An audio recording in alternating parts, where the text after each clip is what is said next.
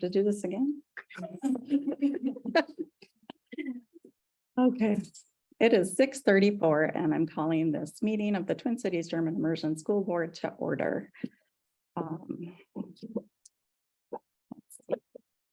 Today is June 27th, 2023. Julia, can we begin with the roll call, please? Director Albers, Here. Director Altentuch, Here. Director Dayton, Here. Director Eberhard is excused for tonight, Director Hartman, Here.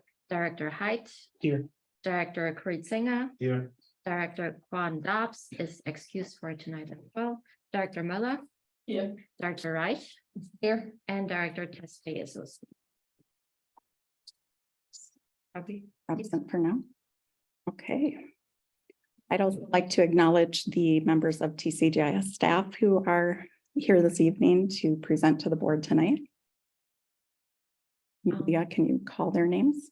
Elizabeth Cienfennig, Principal. Here. Andrew Hagen, Lead Special Educator, Education Coordinator. Here. And Katharina Schirk, Director of International Programs and Communication. Fantastic, thank you.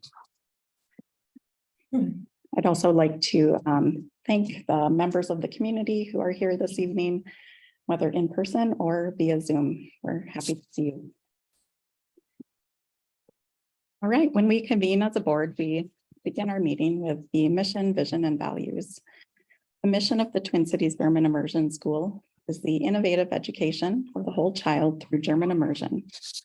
Our vision is Andere Hören, Andere Sehen, Weltoffen Denken und Handeln, educating multilingual world citizens who hear others, see others, and think and act with an open mind. And our school's values are curiosity, kindness, challenge and support, intercultural engagement, and community. Welcome, Director Testfaces. Thank you. Good to see you. Next, we'll do our land acknowledgement. We acknowledge and appreciate that TCGIS is located on Wapekute Dakota traditional, ancestral, and contemporary homeland near Lake Minnewaca in the land now known as Minnesota Makoche. Our presence here is linked to generations of Wapekute stewardship over their land, as well as to the historical and ongoing injustices of settler colonization that impact Indigenous people to the present day. We are committed to understanding our role in this legacy and to educating ourselves and our community about Indigenous history through continued mindfulness and engagement in and outside the classroom.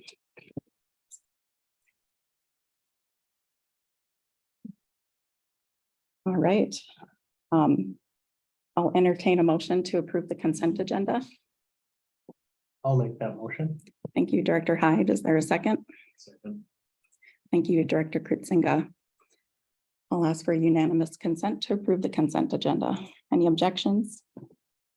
Motion carries. Thank you. Next is open forum for public comment.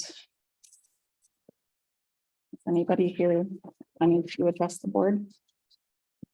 Okay. Even so, I'll just say that the school board recognizes the value of participation by the public in deliberations and decisions on school district matters. To maintain orderly and efficient proceedings, the board provides a specified period of time during which members of the public attending in person may address the school board.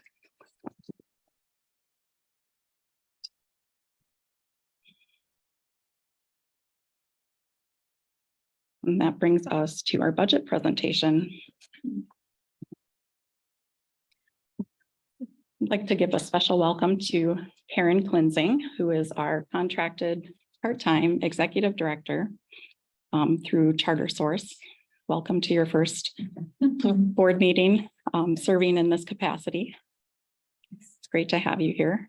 I was here last time, but not in this capacity. So nice to Exactly. see everyone again. Yep. And so I'll hand it over to you, Karen, and to Kelly, who is also online. Is she? Oh, yeah. Probably right along. Yeah. Hello. Kelly. So You all have the board, the financials in front of you, correct? Mhm. Okay. I do. Yeah.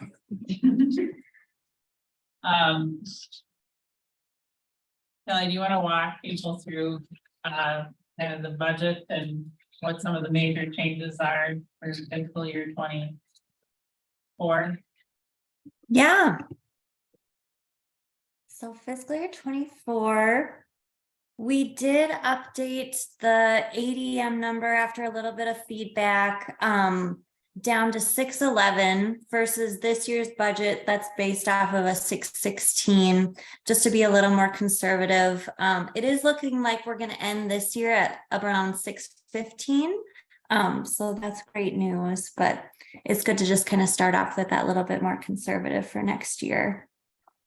Other big pieces of the budget, we do know that the state passed the 4% gen ed aid formula increase. So that is reflected in this budget. Some other big pieces, we did just kind of comb through all the lines together. No, we are going to be wrapping up quite a few of our CARES Act funds this year. We're still going to have a couple summer funding streams that can be used in the summer of this current summer and the summer of 2024. But really, we're kind of using up the rest of the general CARES Act funding. So you'll kind of see zeros for that section because we're not exactly sure how much is rolling over. I do believe some will roll. So then you'll see offsetting revenue and expense in those categories once we kind of finalize fiscal year 23 and know exactly how much money we have left. So I think, Oh, sorry, go Kelly, ahead. yeah, do you want to go over just the big things, projected surplus at the end of the year, DSCR, stuff like that? Yeah. So we are projecting a balanced budget at about positive 3,500 with a debt service of about 1.07. I'm sorry. Is it And possible that- to share the screen sheets? Oh, it should be in the packet. Otherwise, Kelly, can somebody pull it up? Julia? Kelly, would you be able to share your screen? Oh yeah, I can share. Okay. Perfect, thank you. Yeah.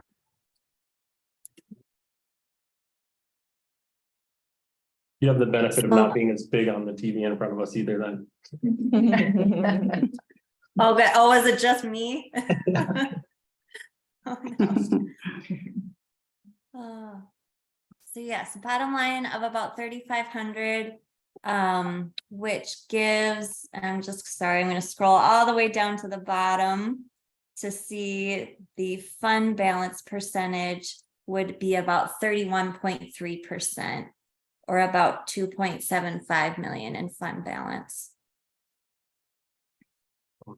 And what are those same numbers for the working budget for this year? For this year, we're projecting a fund balance of 30.1% with a net income of 150,000 and debt service coverage of 1.24. So that's about, what was it, 30% better than we thought? That's pretty good. Yeah. Yeah. Thank you, Kelly. Yeah. Do you want to add stuff from the finance committee, Richard? Yeah, I can. I'll just hit a couple of the quick highlights, starting with the 23 budget. We originally predicted 620 and brought it down to 616. It looks like, I think last time Kelly sent an email, it was like 615.2 or something. ADM for the end of the year, so that should all be fairly accurate. Salaries ended up increasing about 74K due to some staffing changes and some discrepancies that were uncovered. And due to our amazing new HR person, most of those should be done. So there will be no more surprises. And then the other big one I think that we talked about is the transportation expense. for this current year, going up from 204,000 to 236. And then I will also show that next year's contract with the busing company is 282. So that transportation is becoming a pretty significant number in our budget. For next year versus this year, contracted services increased fairly significantly. A lot of work was done to revisit a lot of our contracted services, but some new additions are bringing that up. Salaries are going down by 261. That's due to some great work by admin throughout the year to make staffing a little more efficient. And then the same things that are impacting the contracted services are a big chunk of that as well. And then the big ones are, I feel kind of selfish being the one to talk about them, are the ERC credit that we received the first of 3 payments on, and the PPP loan being fully forgiven that we found out about on Friday. So it's been a very fun 10 days. How much was the TPP loan again? $1,026,000 plus interest. Or the PPP. TPP. Oh, sorry. The forgiveness is, Kelly, do you know the real number? I think it's about $35,000 over 5 years. Retroactive. It was about, the balance owed was 150,000, I want to say. Yeah, so like 35, but that'll impact our long-term budget for the next like 3 years after fiscal year 24. I want to say. I could be Yes. off a year or two. Yes, because we were gonna pay it back over 5 years, but Yep. we'll get what we've paid towards it, like last year and this year, we'll get that money back. So it impacts the 23 budget by about 70, next year's budget by 35, and then the 2 more years after that. Yeah. So that's about it. And then I think we will, is this where you want to do this, Julie? I should read the packet. Yeah, so we need to approve Okay, you want to do that final here? budget for this year and Yeah. then for next year. So I will make that motion to approve the working budget as reflected in the board packet for fiscal year 23, and the proposed budget as also reflected in the board packet for fiscal year 24. Thank you, Director Hyde, and thank you for the second, Director Dayton. Discussion of motion to approve the current year's working budget and the proposed budget for school year 24. I would like to mention that all that work which went into the budget for next year, and Director Hyde and everybody else who was involved, Bergen and Karen also, there was so much work going into it. I know as a member of the finance committee, and I'd like to acknowledge all the stuff which went into it. Thank you, Director Hyde. Yep. Yeah, give Thank it.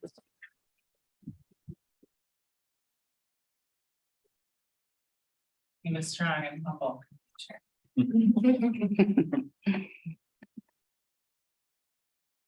Thank you for that, Director Kritzenga. Any other discussion? Yes, Director Dayton. Great. Some of that, I think the work of the finance work group probably goes under the radar most of the time, except for when things go badly. And we came from a pretty dark place to, it seems like a really healthy place. And I think that's because of the dedication of Treasurer Hyde and the finance work group. So thanks for all you did. Yeah. You got to give big thanks to admin and Kelly as well. Kelly is always available anytime you have a question. Unless she's on PTO, it's responded to in an hour. So thanks, Kelly, and thanks for being here tonight. For sure.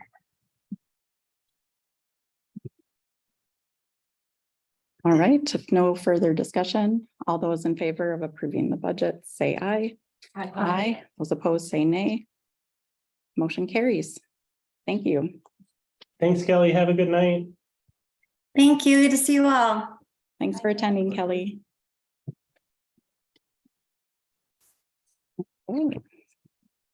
Next item on the agenda is special recognition, and I think we have a few slides that you will pull up.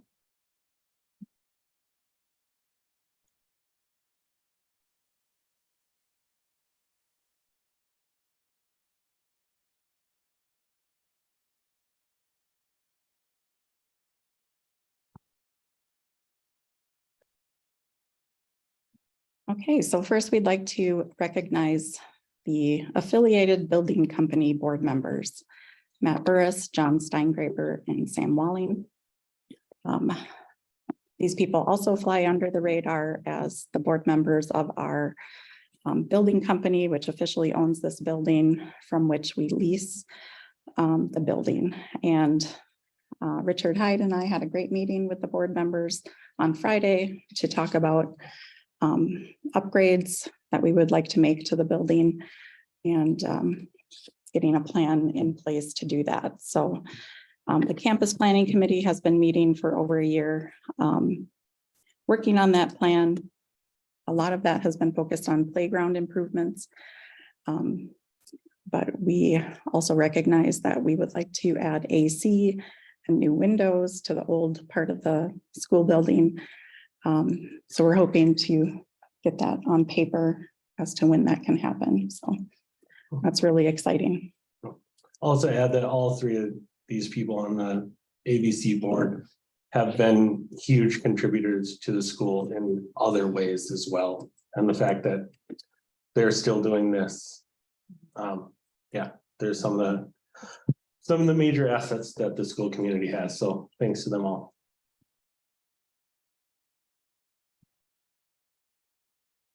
Next.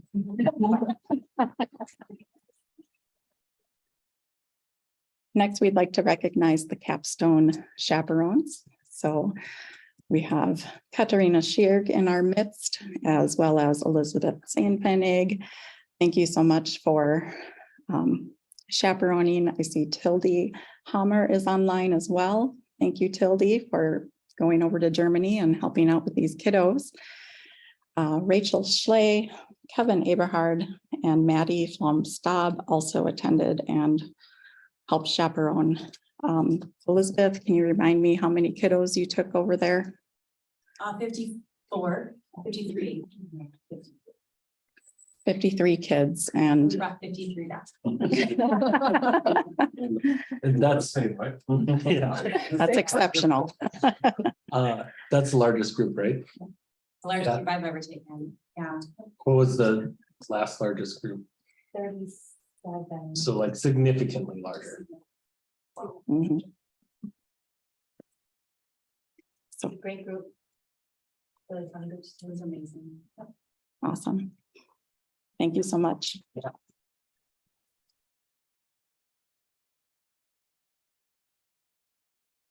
Next, we'd like to recognize the middle school dance organizers, Elizabeth Zenfenig again, and Katrin Gilhoff, who is online via Zoom. Thank you so much to both of you for making this evening happen for our kids. I know my son enjoyed it, had a great time, and always looks forward to it. So thank you.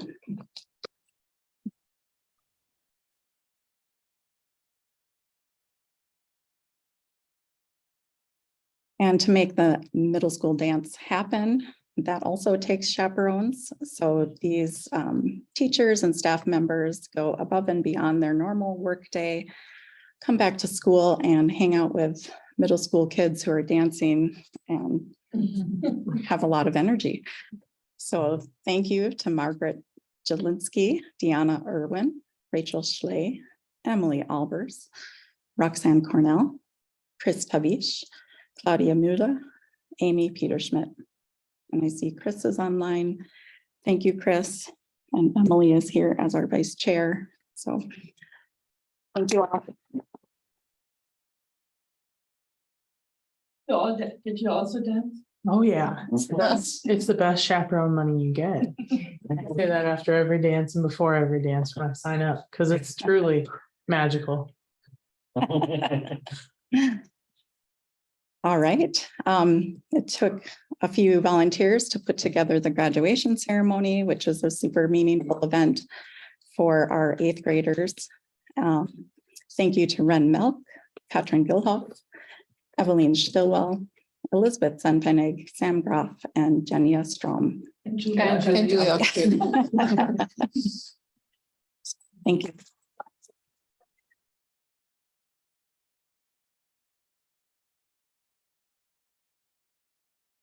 Okay, we have reached the point of board transition. So would you mind unwrapping You wanna this? stay? Did you see this? Did you see what? The name tags. Oh, yeah. Okay, so first I'd like to recognize Silke Mueller, my dear friend and neighbor, who I recruited to join as a community member about 4 years ago. Zilka was appointed to a one-year term when the board expanded from 9 members to 11 members. The intention was to ensure that we could have 2 community members and 2 teachers on the board. And therefore we expanded, and Zilka took the role of that second community member, and the rest is history. So Zilka brings a unique perspective to the board as a native German and also as one of the early adopter families of Twin Cities German Immersion School. So she enrolled her son, took a chance on this fledgling school when it was only kindergarten and first grade. So thanks for bringing all of that historical perspective to the board. I also want to mention that, speaking of capstone, Zilka is the person who organized the very first capstone, conceptualized it as an exchange program, partnered with schools in Germany through her contact, her sister as a teacher, and made those connections happen. And you can see that it's just grown to become something that the 8th graders look forward to really mark the end of their 9 years of studying German here. So thank you for establishing that and creating that legacy. Zilka has championed the involvement of alumni and as a board member, she's tried to foster alumni connections. She's organized alumni events and spearheaded articles to send to the alumni, just making sure that they're involved and connected, which benefits the school as well as our alumni. And this past year, she chaired the Communication and Outreach Committee. She kept the school on track for meeting several milestones related to charter school advocacy, outreach, marketing to all corners of the Twin Cities. And we did a great job keeping those projects moving forward and making sure TCGIS has visibility in local newspapers and other places like that. So thank you for your work chairing the committee, and Zilka is recognizing Katarina Sheard, who is the staff member that does all that work in support of it. So thank you for all you do. Yeah, it was absolutely an honor to be on the board, and I learned a lot about board work. It was amazing to see how the school had changed over the time, and to meet new people, but also to meet some people who I still know from that time. So overall, for me, it was an amazing experience. Thank you all.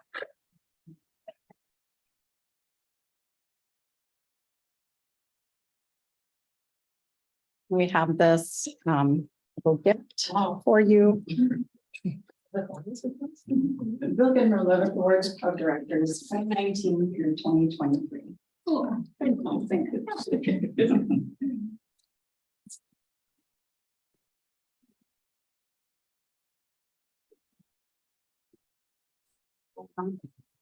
Okay, now I would like to recognize Megan Dayton with another award.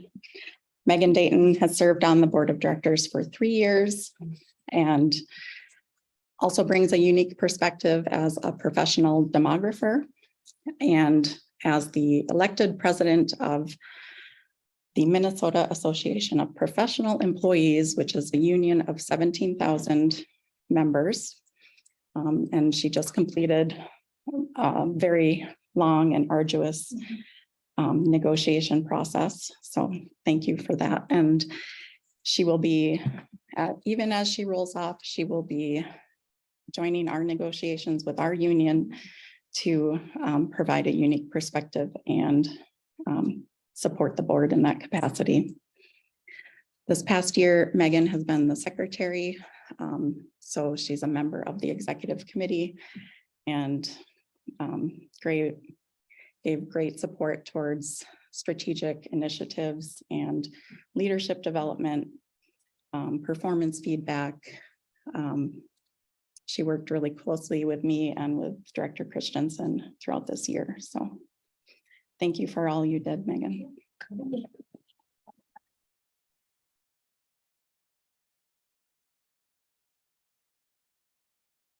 Yeah.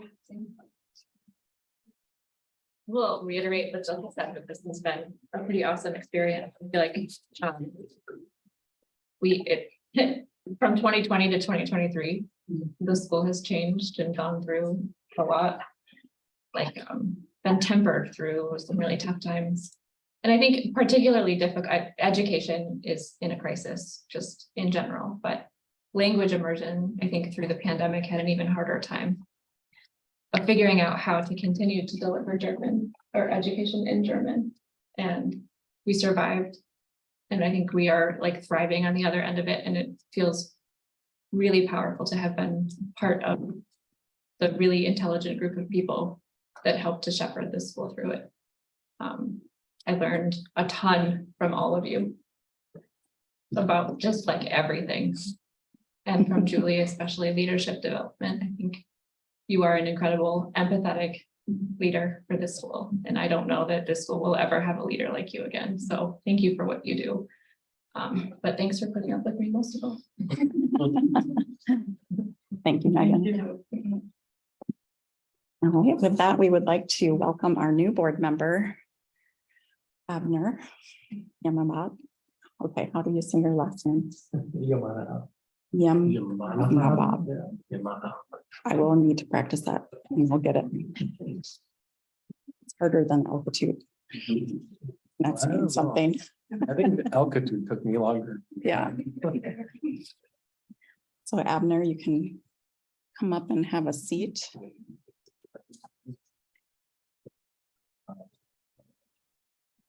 Is there a chair over there? Observations now.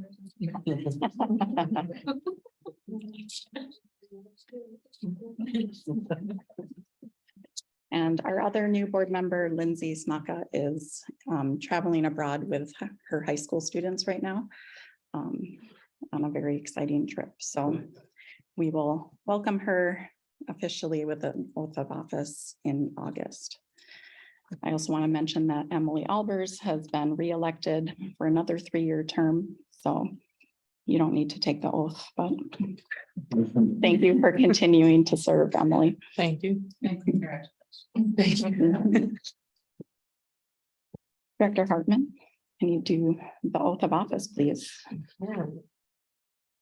To just. I think you can stand up. If I have to say that. Although now you're tower over. Okay. I can say your name. I, Abner Yamana, Solemnly swear or affirm solemnly swear or affirm that I will support that I will support the constitutions of the United States and the state of Minnesota, the Constitution of the United States and the state of Minnesota, and that I will faithfully discharge the duties and I will faithfully discharge the duties of the office of the Board of Directors of the office of the Board of Directors of the Twin Cities German Immersion School, of the Twin Cities German Immersion School, a Minnesota public charter, a Minnesota public charter, according to the best of my abilities. according to the best of my abilities. I understand And that having taken the joint oath I hereby my acceptance of the office I hereby signify the acceptance of the office, and the legal and moral obligations. the legal obligations of the office.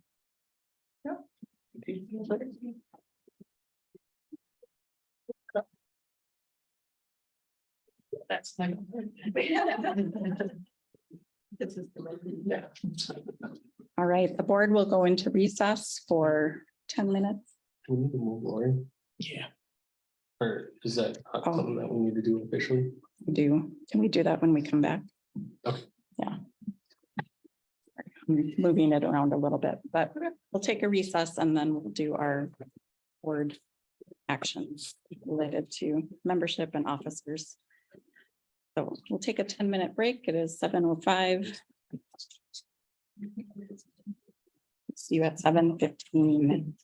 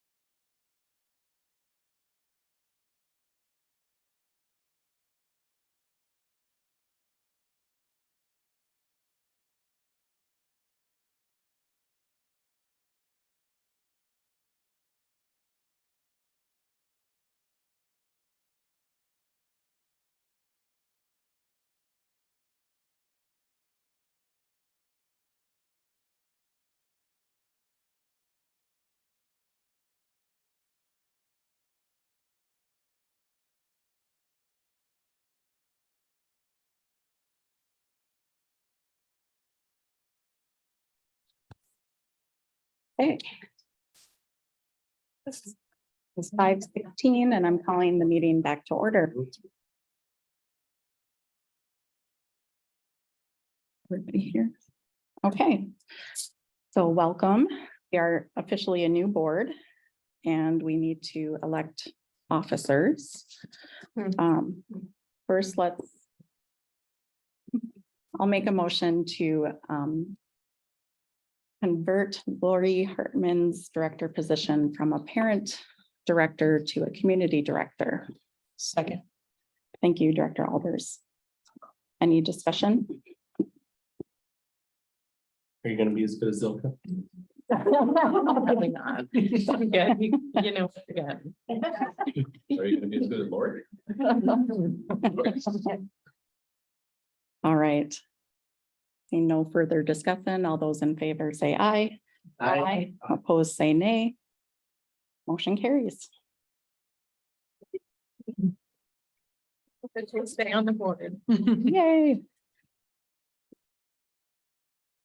Okay. So the board hasn't actually had a chance to discuss officers. It's been on a few agendas, but we haven't gotten to it, so. But I've spoken with a few people and this is my proposal.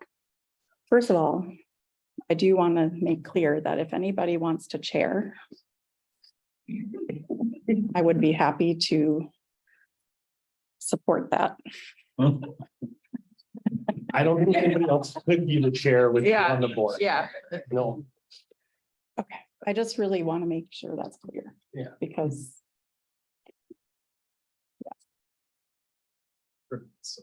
Snap, air come together. It's like duck. That's her. nobody okay, could live up to Julian. They don't, for sure don't want to try when she's still on the board. oh, you're funny. Okay, I'd like to make a motion to elect Kirsten Reich as vice chair. And Abner Yemabab as secretary. And Emily Albers as academic officer. And Richard Hyde as treasurer. Is there a second? Second. Thank you, Director Albers. I did talk with Kirsten and she's okay with this. Did you know it comes after that? Well, I did make caveat that we'll take it 1 year at a time. She wouldn't commit to me that she will chair, but No, but you'll be well trained. And is Abner good with this? You twisted my arm. Yeah. awesome. Thank you for jumping into an officer role on your first year. I don't think you said Julie Elkett as chair, so if we need to amend that You can, motion. we'll amend the motion to name Julie Alcatude as chair. I guess the academic officer, do we have one now or is that new? It's new, And what is that? although we have a fifth. So we do have a fifth officer with Kirsten Reich on the executive committee at the moment. We just didn't create a title for it. But I was thinking with Emily being on the executive committee, we could call her academic officer to display that we have a teacher perspective on the leadership committee. Yeah. And historically, we had the executive committee at 4 because it was under a quorum when the board was 9. We just never added another officer when we did move it to 11, even though we could. So we can add one and still be under a quorum. Any further discussion? Oh, I support it. I support adding the 5th because Emily has been a big part of the executive committee this year. So I would hate to lose that. But I'm also excited about the new ones. And I believe Julie noted it's not, that there was a 5th officer, it just wasn't a named position. And More or less, yeah. yeah. Named positions, it's like a good idea. Yeah, we added Kirsten, I think at the last board meeting to executive committee. And the bylaws are okay with that. Mhm. They are. And do we have a description of the officer position? Are we gonna make one up, or is it just a title to be part of the executive committee? We'll write a description. Have descriptions for all of them, so, yeah. Stay tuned. Any further discussion? Okay, all those in favor say aye. Aye. Those opposed say nay. Motion carries. All right, thank you. Regulations.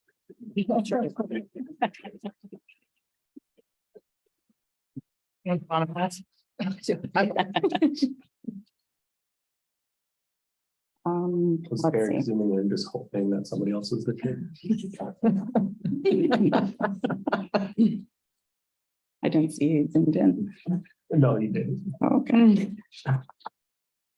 All right, that brings us to staff presentations. Oh, just a quick note that the chair names the committee chairs.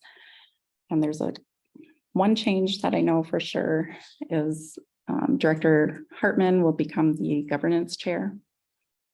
And I'm creating a new board committee called the hiring committee, because that is a big job to do, and Director Albers will be chair of the hiring committee. So thank you for making those changes. Looking forward to it. Good. I don't think there's other changes, are there? Okay. Okay. Staff presentations. Thank you all for being here. Katerina, would you like to present on the intern program budget? Sure. You want me to stand in one specific? Whatever works for you. So it's the intern program budget. It is the top row is the current year, and the bottom is projected for next year. Basically, the intern program budget includes visa costs, stipends for our mentor teachers, an intern stipend, intern lunches. We do pay for their lunches at the school. That also alleviates another meal for families, for host families. So that's the primary purpose we do that. This past year, we've had a head mentor teacher, intern resource teacher that was one of our staff who've done it, the intern program almost the entire time they've been here. And it was a really helpful transition for me, taking the role as an intern program coordinator. And so we will not have that role in the future at this point, because it's not in next year's budget. And then just a very small line item for, we write thank you notes and print pictures and do a small little gift of stickers to our interns in the week. So,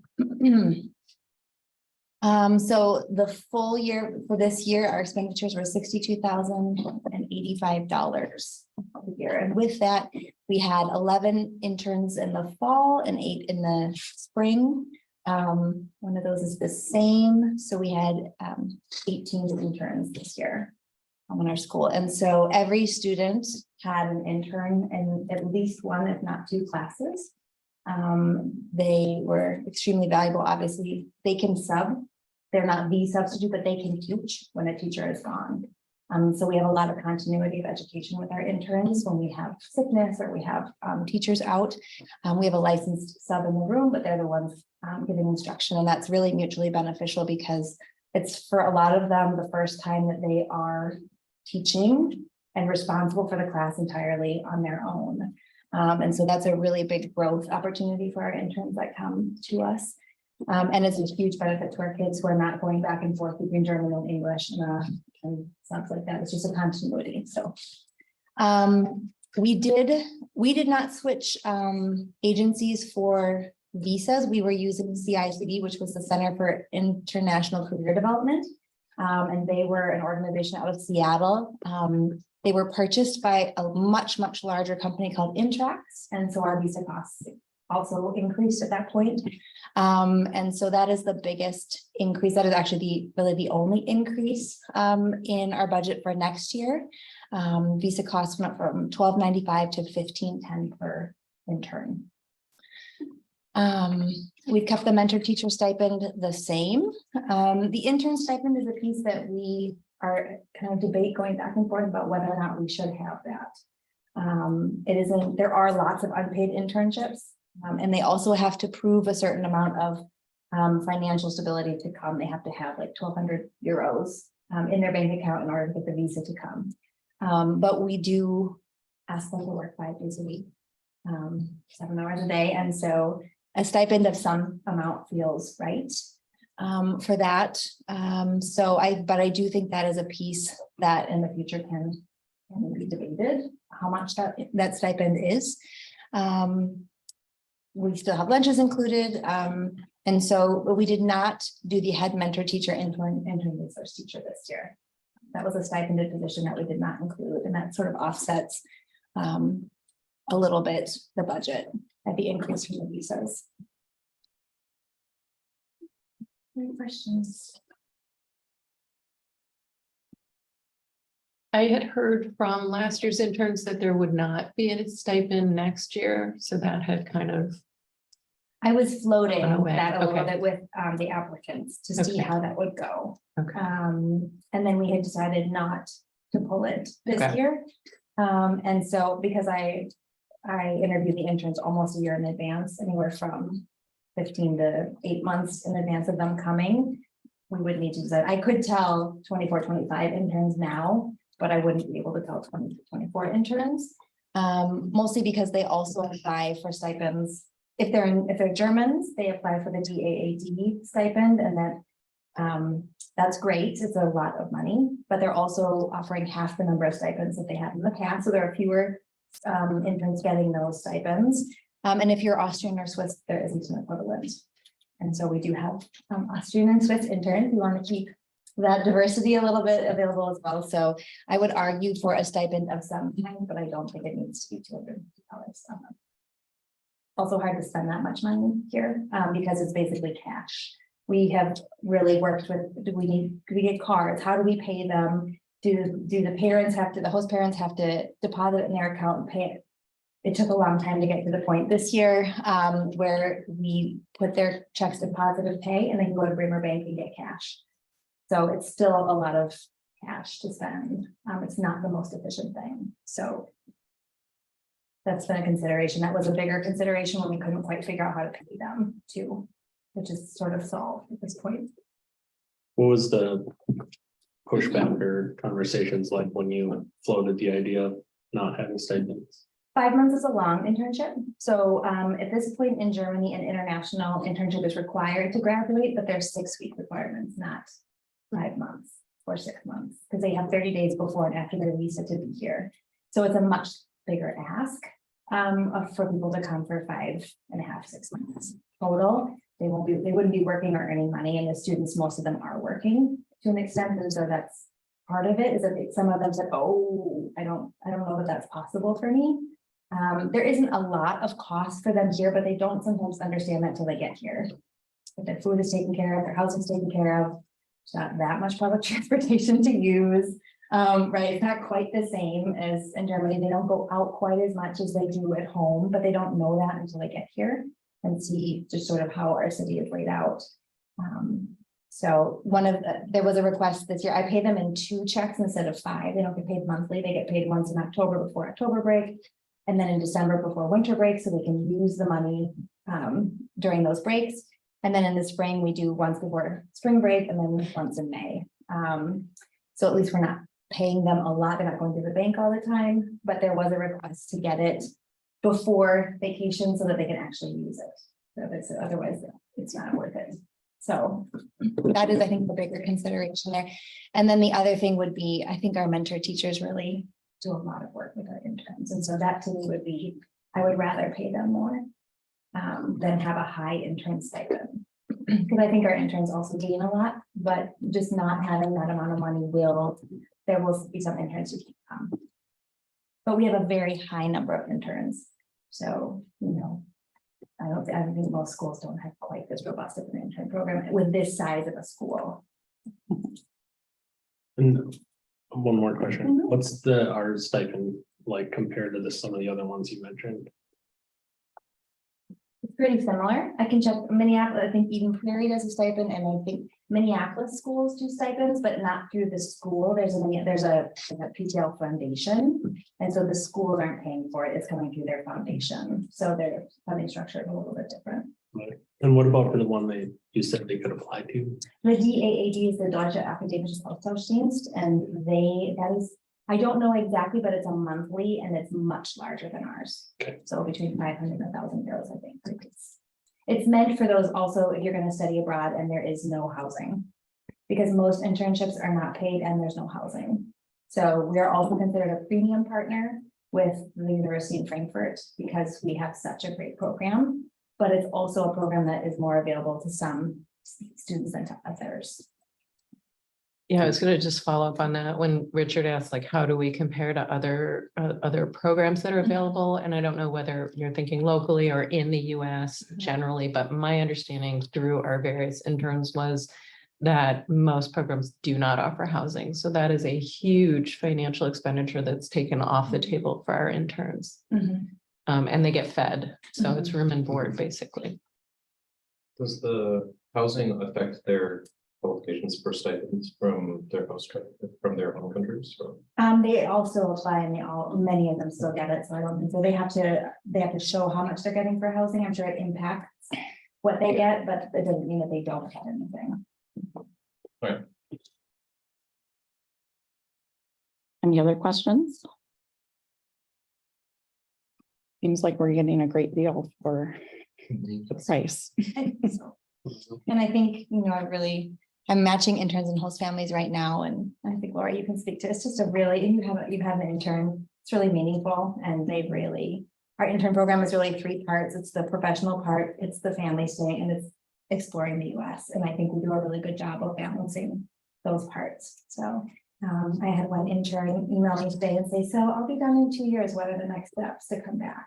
I had 3 interns actually from this year asked about it. So it's an excellent pipeline for us too. And how many hours of support, academic support are per semester or per year do we gain? I should have that number, that 18,000 or something. 30,000. 30,000, yes. So. Yes, it is a very good deal for us to keep this program. So I don't know, yeah.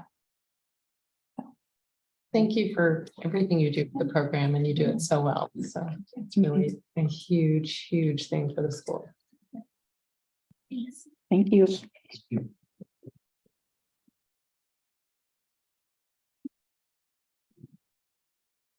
All right, next we have Elizabeth Zenpenig and Katrin Gilhoff joining us via Zoom. Hey, Katrin. Hello, can everybody hear me okay? Yeah, we can. Okay, perfect. Yulia, can you screen share our presentation starting on page 28?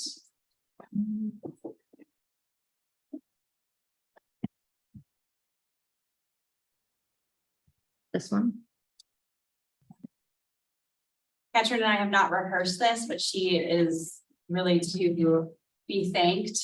Did you hear that German translation? To be thanked for this presentation. So I'll just let you start, Katrin, and I'll just jump in if there's anything I want to add. Okay, good. Yeah, so Elizabeth and I are going to share what a German immersion task force did. So accomplishments, then we will talk a bit about a charter draft that has been drafted by Kirsten Christensen. Then a bit of based on research immersion at our school, what is already working well, what could we maybe improve, goals we have for the next school year, and then you can ask your questions if there are any. So accomplishments for sure were a rough draft of the charter that has to be completed. And then in the meetings, we had ideas that we can work on in the next school year. So one thing was signage, like common words, agreed upon color coding for nouns. As you know, we have 3 genders in German. And we were thinking about, okay, let's, for example, in German learning books, blue is usually a masculine noun, red is a feminine noun, and green is neutral. If we could agree on that and then put signs up, for example, what is the word? I went to 2 other schools, one in Canada, French immersion, and I went to the German international school in Boston to just see how they do things. And I saw they have way more German words as signage. For example, what is door in German, what is wall in German, whatsoever. Also with like the pronouns, we already have like some signs most German speaking classrooms have, and we wanted to increase that. We also wanted to look more at support for students who don't have German. Maybe intensive German was a thing we were thinking about, like a full German block used for intensive learning, as of instead, for example, the first 4 weeks, the student doesn't go into German speaking classes, but has German as a foreign language to be able to actually follow the classes that are being taught in German. But we were also aware that this is a staffing issue, because you might not have like the staff who actually can do that. So one idea in the German Immersion Task Force was to maybe offer that block at the start of the school year and maybe at the start of the second semester, and encourage new families to join at that time, because then we could maybe offer them like more German than just 4 times 20 minutes a week. And the last thing we had on the agenda was the language pledge. I had found that in a book that we'll talk a bit about it later. And if you go to the next slide, I can talk a bit more about that. So I found that in a book that they were talking about a Spanish immersion school in Minnetonka that had language pledge, and then 3 teachers, I think it was Herr Eberhard, Herr Tabisch, and I, who adopted the language pledge we found in a book for us. I put it on the slide so you can actually read it. So it says some research to successful immersion programs has shown that the learning students can only increase their language level in the language they're aiming for if they are using that language. And it's basically what is underneath as a quote. And we also found that the ACTFL recommends that educators and students speak the target language at least 90% of the time, versus when we are in the classrooms, we hear more than 90% actually English. And so we adapted that language pledge, and it basically says, if I sign this, I agree to speak in German with my classmates and my teachers, that I speak only German when native speakers are there, also guest speakers, that I speak German if it's easy and if it's hard. So we want to take risks, that we try to learn idioms and like common phrases, that we are open-minded and want to have like a positive attitude. And also the last sentence that is here in German is, I understand that if I don't do that, my grade in German speaking subjects will not get better. As an experience, it worked quite well with my 6th graders. With my 8th graders, it didn't work as well, but still I had to remind them, please speak German. And there are students who refuse to speak German, but I had actually a large group who spoke German. So that also led to, like when we talked about it, we need to find a good system to engage students in German speaking, because if one of you has ever learned a language, I know it for myself, I still understand Spanish, I still understand French, but I haven't used those languages such a long time that I can't actually speak it anymore very well, but I could once. And that's the thing, like our students many times don't speak a lot of German, even though they should. So we have to find a way to increase their German speaking. And that's something that we want to focus on. And this language pledge was one idea to maybe implement next school year, but we have to discuss that in the meetings that are coming before the next school year if we want to do that. But it was just a suggestion to the German Immersion Task Force, and kind of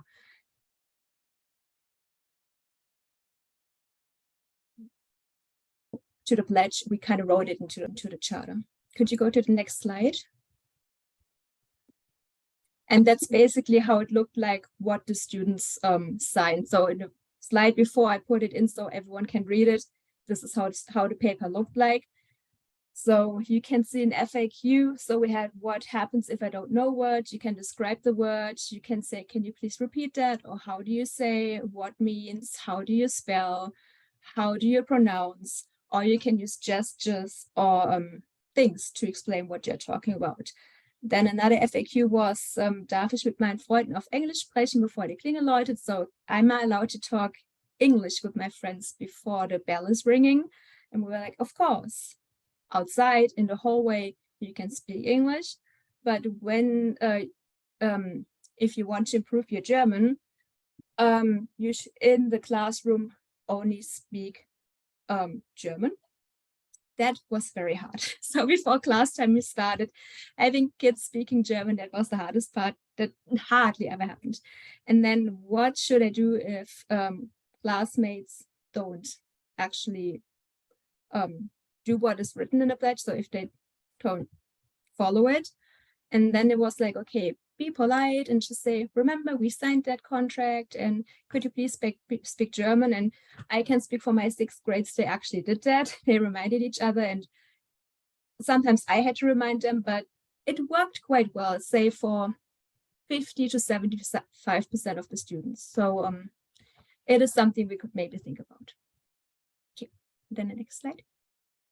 So the charter draft, what is written right now, there the chair would have been the executive director, and then administration and staff as volunteers. We might change that. The routines will be biannual open session, embedded working sessions on PD days throughout the years, and then that we report to middle school, elementary school, and board. Objectives would be support teachers in increasing their ability to use German visually and orally throughout the instructional day. Give teachers tools for students to use, to encourage students to use German during group working time. That is definitely something we can work on. Direct teachers to knowledgeable resources, increase intercultural awareness in the school community, provide families with language resources to support students at home. Next slide.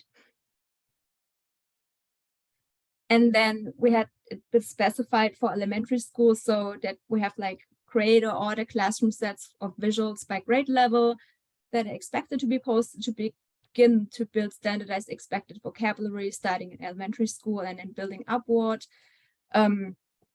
If any one of you has been in my classroom, I have a huge poster of things that are needed throughout the school day, like pencil, sharpener, eraser, ruler, whatever, in German, because I realized my students in middle school don't know the words in German, which is kind of sad, because I learned those words in 5th grade in my first week learning English, and I know these till today, even though I don't really use these words in like a daily basis. So we were like, okay, we really have to see what do our students need to know. And also support for students who enter without German and SEL in German. And I was in the last SEL task force meeting, and we already looked at materials that could be used that are in German, that are from Germany. And lead would be various teachers that has to be determined. In middle school, it would be a look at the German as a foreign language program with the staff to determine effectiveness and realign if needed. Provide support for students entering the middle school without German, establish language contracts. That's what I just showed you in the slides before. Establish language norms for students, including grading. So we were like, okay, we really have to put something in that, okay, if you don't speak German, if you refuse to speak German in German speaking classes, you should see it somewhat in your grade or something, because otherwise, if we don't have anything, if you can pass with an A, just speaking English the whole time, that's not what we want at our school. But we don't have talked about ideas yet. How we're going to do that was just like we should implement it some. And then we said some SEL in German, because the thing is, many things that are more emotional, I know it about myself. I can speak about emotions, I think, a bit better in German because I just know more words. So it depends on the topic that you're talking about in SEL. We might want to have some in English, and also SEL is being taught in advisory. Not all our advisory teachers speak German. So that is something we kind of have to balance. And that was in the charter draft. Yeah. We just have 1 more minute, if you could finish up your presentation. Okay, next slide. So based on research, basically is that we are at the moment, we are highly proficient, we have high quality teachers, we have good teacher collaboration, the whole school activities we have like in German in a minority language, and we have good family involvement. What we can improve is that we provide parents with regular updates on their child's academic and linguistic development, that we should have a systematic approach to oral language development, which we don't have right now, that we have high expectations for the quantity and quality of the minority language, so German, that's being advised by research of fluency and accuracy, and that we have that we should focus on German-speaking subjects, also on language development, not only on subject matter. And then the last slide. So our goals are that we should add members by bringing the task force into our PD days. At the moment, the principal and ZFR teacher, which would be me, will co-chair. That we will set goals at the beginning based on feedback from the community. That we have a differentiated PD for new and veteran teachers, and that we bring an immersion expert from a reputable source such as Carla in, and we want to finish the charter. Great, thank you. Do we have any questions for Frau Gilhoff? I'll say, I don't really have a question, but thanks for this. It's very informative and exciting to see that somebody's thinking about the immersion in the immersion school. And I'm really excited to see and hope that we would get updates periodically next year about bringing the task force to PD days. Sounds really interesting. So the plan for that is to do a 3-pronged approach to PD days, one for each of our missions. So there's an SEL task force to address the whole child, the immersion task force to address the German language, and then a standards, which is, that's our job, right? Innovative education. And so each team member in elementary school, for example, K4 will choose one person from their team to be on each of those. Because we just weren't having a lot of representation at the immersion time period after school, understandably, right? So we just need to, it's our most important work. It's why we're all here. It needs to be embedded in our workday. So we're just going to bring it into the workday. And then if there's a person on your team that has a propensity towards that interest, they can join that team. Otherwise, they're going to have to draw straws. And then we get representation from K8. So Katrin, as our ZFA teacher, has a smaller schedule. So she has a little bit more time in her schedule. And so she's also going to chair the DOC, which is German as a foreign language. And she's got lots of great ideas. So I'm excited to work with her on this. Awesome. Any other questions? All right. Thank you, Frau Gilhoff. Thank you. Have fun in New Hampshire. All right, our next presentation is Principal Elizabeth Zenfenig on the ESSER funded summer program. Yeah, I have a really short slide. I would love to talk through it if you can just get up there. This cover slide, and then there's just a couple of highlights. This is using the FIN 160 and the FIN 161 funds, which were COVID funds to do recovery learning. And because the FIN 160 had 14,000 left, I think we were down to about 4,200 that needed to get spent in fiscal year 23. So our summer school straddles both fiscal years. So we're spending some of the FIN money in this year up to Thursday, and then the rest of it will be in the other period. We learned last year that you get teachers first before you get students, right, Emily? Yes. Director Elvis. And so we only got one teacher. We got a kindergarten teacher. And so that was sort of then our focus. So we can only run a summer school with teachers. And so kindergarten was great because we saw this year that our first grade team had some really high needs kids who just maybe needed a little bit more cooking and mushroom before they got to first grade. So we're focusing on getting some kids a little bit more first grade ready. So the ESSER funds were devoted to literacy, social, emotional, and math support. So we're doing those 3 things.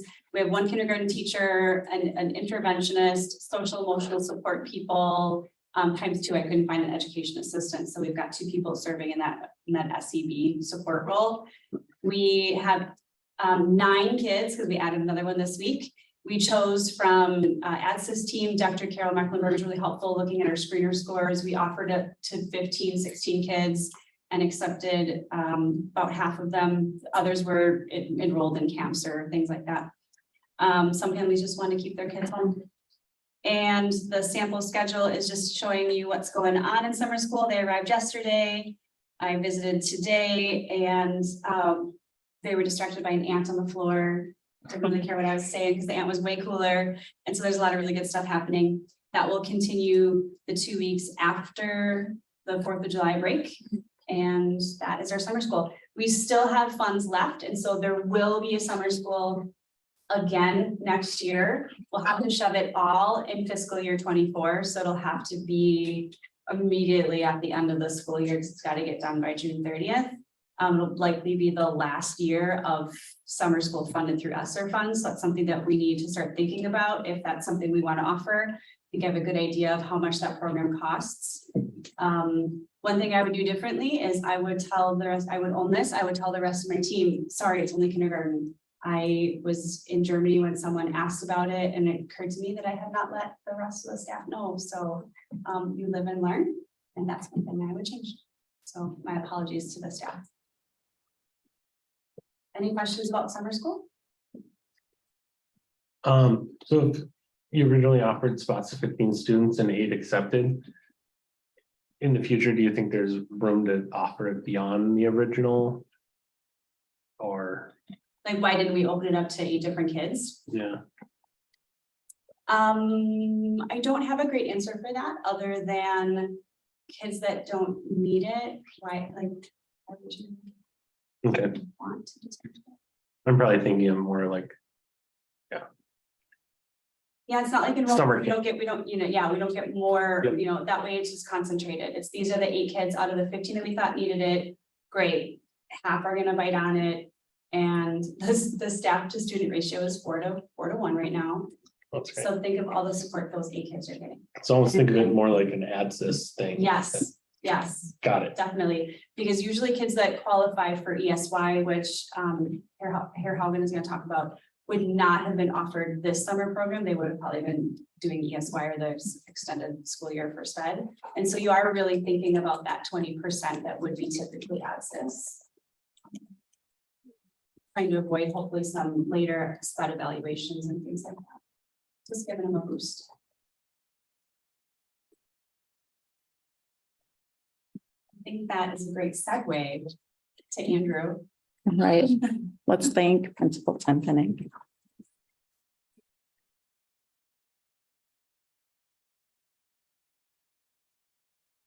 All right. Didn't include ESY. It's in the report.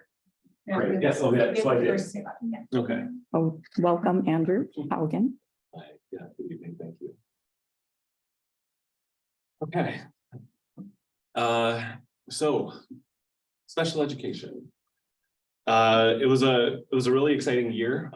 We, as a special education leadership team, were on site here in the building, which I don't know, by all reports went relatively well. So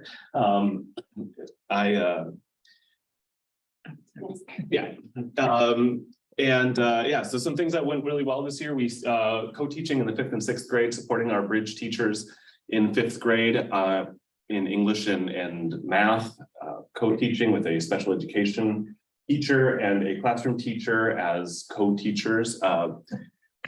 We started with 4 days a week, 2 days a week, 3 days a week, depending on the student population in those cohorts.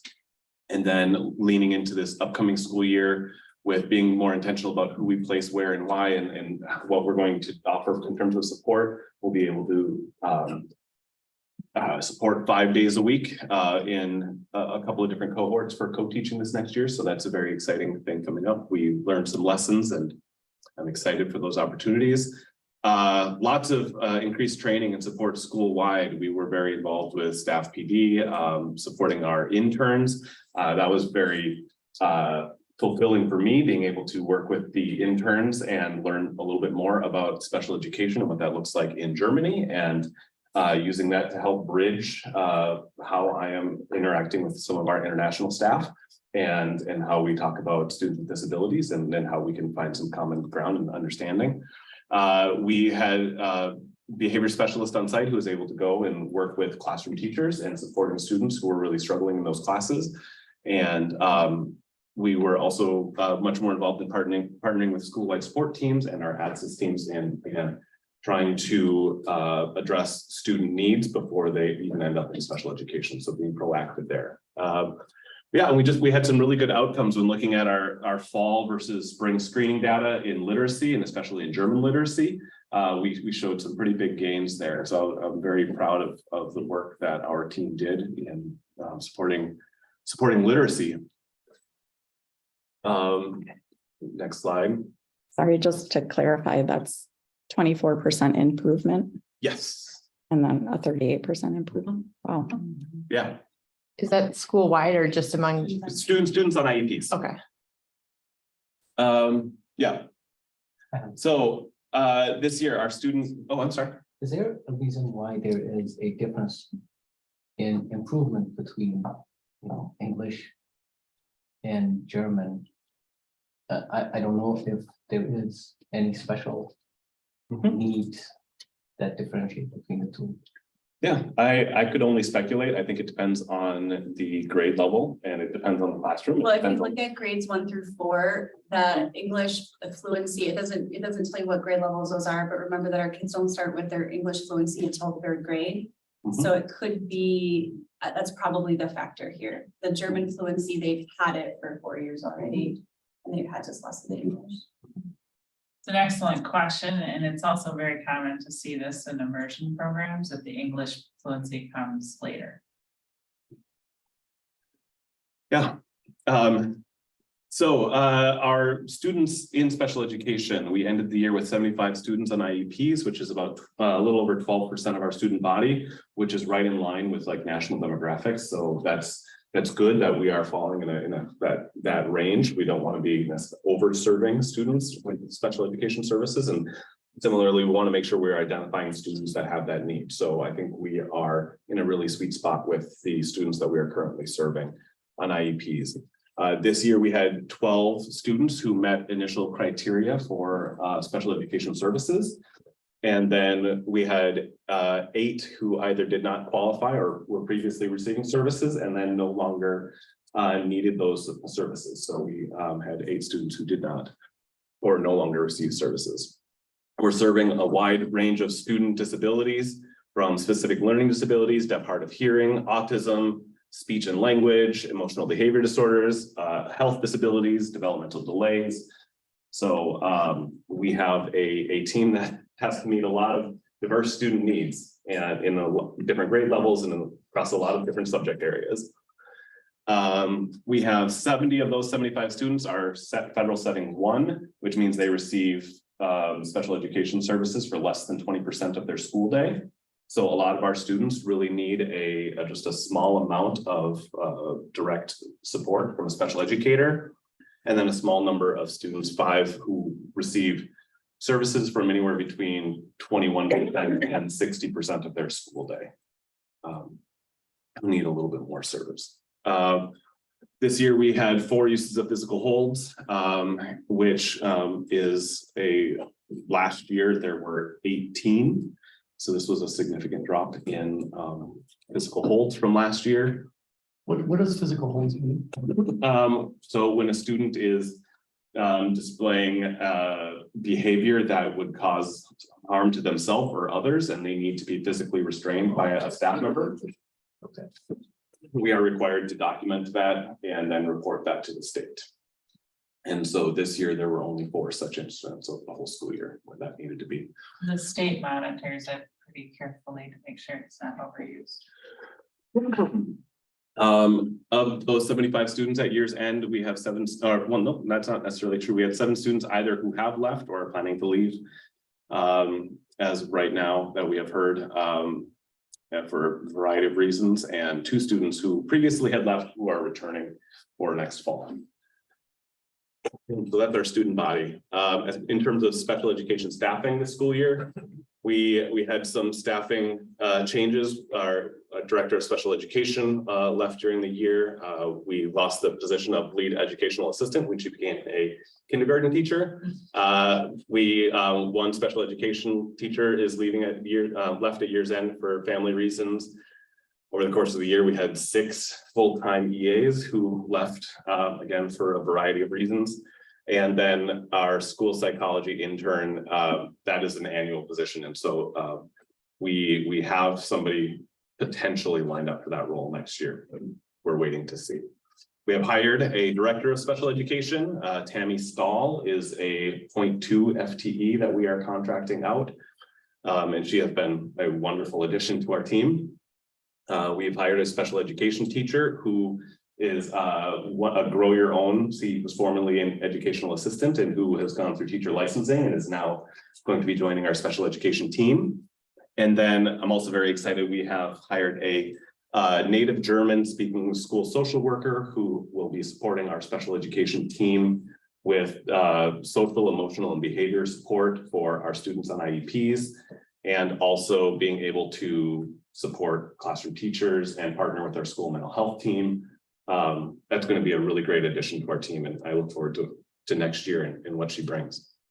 I think Andrew pre-mentioned, if you go back to that slide, yeah, part of maintenance of effort is maintaining the amount of money that you spent on SPED. And so moving to the director of special education, I don't think it's actually 0.2. I think she's 20 hours a month. Thank you for the I clarification. don't think it's 0.2, it's even less. That freed up some of those funds, and what are we going to do with those? How can we impact students? And so the social worker came up as a really great use of those funds. So we're super excited. It's going to take a little bit of the pressure off of our current social worker, who's got a million hats to wear, and our ATSIS social emotional providers. And so, and can I just say we have 2 native German speaking social workers at our school. That's awesome. Yeah. Yeah. And then just in performing an autopsy on this school year here and looking ahead to next year, there's a lot of things to be positive about and a lot of to be excited about. Some things that I worry about and I think about and just put out there for future discussion. But we've had a real difficult time staffing educational assistants this year. I mentioned that 6 left for a variety of reasons. But we have partnered with Zen Educate, which has been a really great partnership for contracting for educational assistant support. We've contracted both short and long-term subs, but the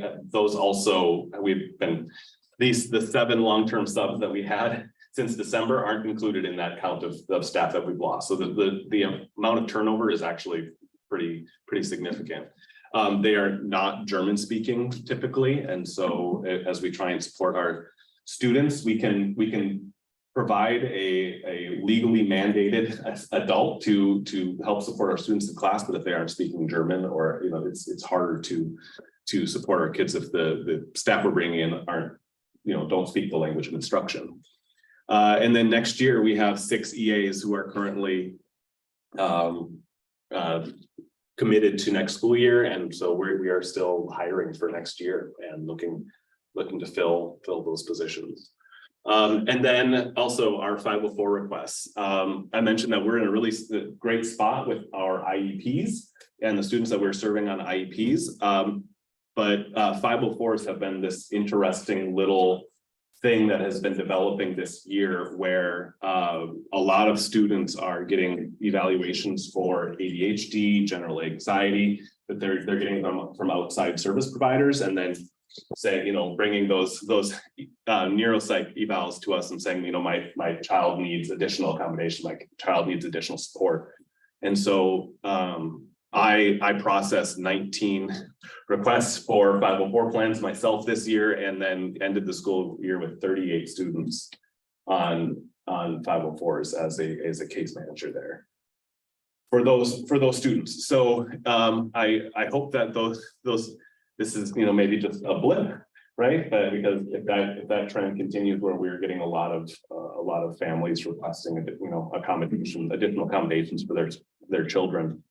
I worry about how many students that will be. And so, yeah, that's it in questions. Yeah, so the 504 plans are completely separate from the IEPs. They don't are. overlap. Mhm. Oh, okay. They are. Sometimes they transition from one to the other. But they don't have both. You don't There have is a- no federal funding that comes with supporting kids on a private board plan. It's all done in-house, funded in-house.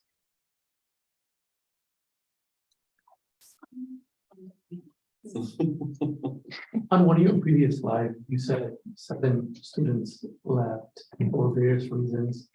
Do we know if, what percentage of those 7 left for unhappiness with our special education program we provide? Was there good feedback there that we can improve from, or was it, or it had nothing to do with that, or just for other reasons? Excellent question, and I don't necessarily know if it had to do with the dissatisfaction with our special education program, although of course there are things that we can do better. I think there are a lot of lingering questions still about how we can best support students on IEPs in a language immersion setting, right? And especially in times where, you know, a lot of students and staff are pretty emotionally dysregulated and struggling with mental health and everything else. So I think where we do a lot of things really well. And so I'm excited about the 2 families who have gone, you know, thinking the grass is greener, and it's like, no, actually it was pretty great. They're coming back. And so I hope that some of those families return, you know, in the fall. Andrew, one of those kids left, you can see where it says 7 setting 1, 5 setting 2. Yes. One of them left to go to transition to a setting 3. We are Setting small 4. charters, setting 4, thank you. We are a really small charter school. We don't necessarily have the setups that a setting 4 student would need. And so we did some consultation with that family, and the family ultimately decided to take their kid to a spot with a setting 4. Can you explain the difference between 2, 3, and 4? Yeah. So a setting 4 is a 100% special education setting where there is, they receive 100% of their instructional day is with students who are on IEPs. They have no access to general education students. So that bigger districts like St. Paul, Minneapolis operate setting 4 programs. And so that's, you know, that specific student went to that program. So yeah, there's seven different students, 7 different reasons. Setting 3 is 61% of their day or more is setting 3. And we have had setting 3 students at TCGIS, but we don't currently. what's pretty cool is that the setting 1 numbers went up when we added co-teaching. So special education, the game is always least restrictive environment and least restricted plan, and co-teaching to 5th and 6th grade kept some kids in general ed classes and changed their setting, which is huge. Setting, essentially the lowest the setting is, it's the worst. Most time they spend in a regular ed classroom, which is actually proven research to be the best setting for students with disabilities. Yeah, did I have one more? I thought I had maybe yeah, okay, good. I didn't end it on the on the concerning trends. Thank you to past self who did that smartly. So yeah, I'm looking forward to next year. Like I mentioned before, we are increasing our support of co-teaching. We are going to be in co-teaching classrooms 5 days a week for the reasons that were stated before, and intensifying those supports. Again, increased staffing for SEB in terms of our service delivery and our professional development for our staff. I focused on the great literacy outcomes that we have with our students, but our math outcomes this year were pretty flat. So we are exploring new math curriculum over the summer, and then we'll be doing professional development for our special education team in math. And then finally, increased role for our special educational advisory counselor, our SEEK team this next year. I look forward to working with that team next year. Andrew will continue to be this admin member that is running the SEEK team. And SEEK is federally required.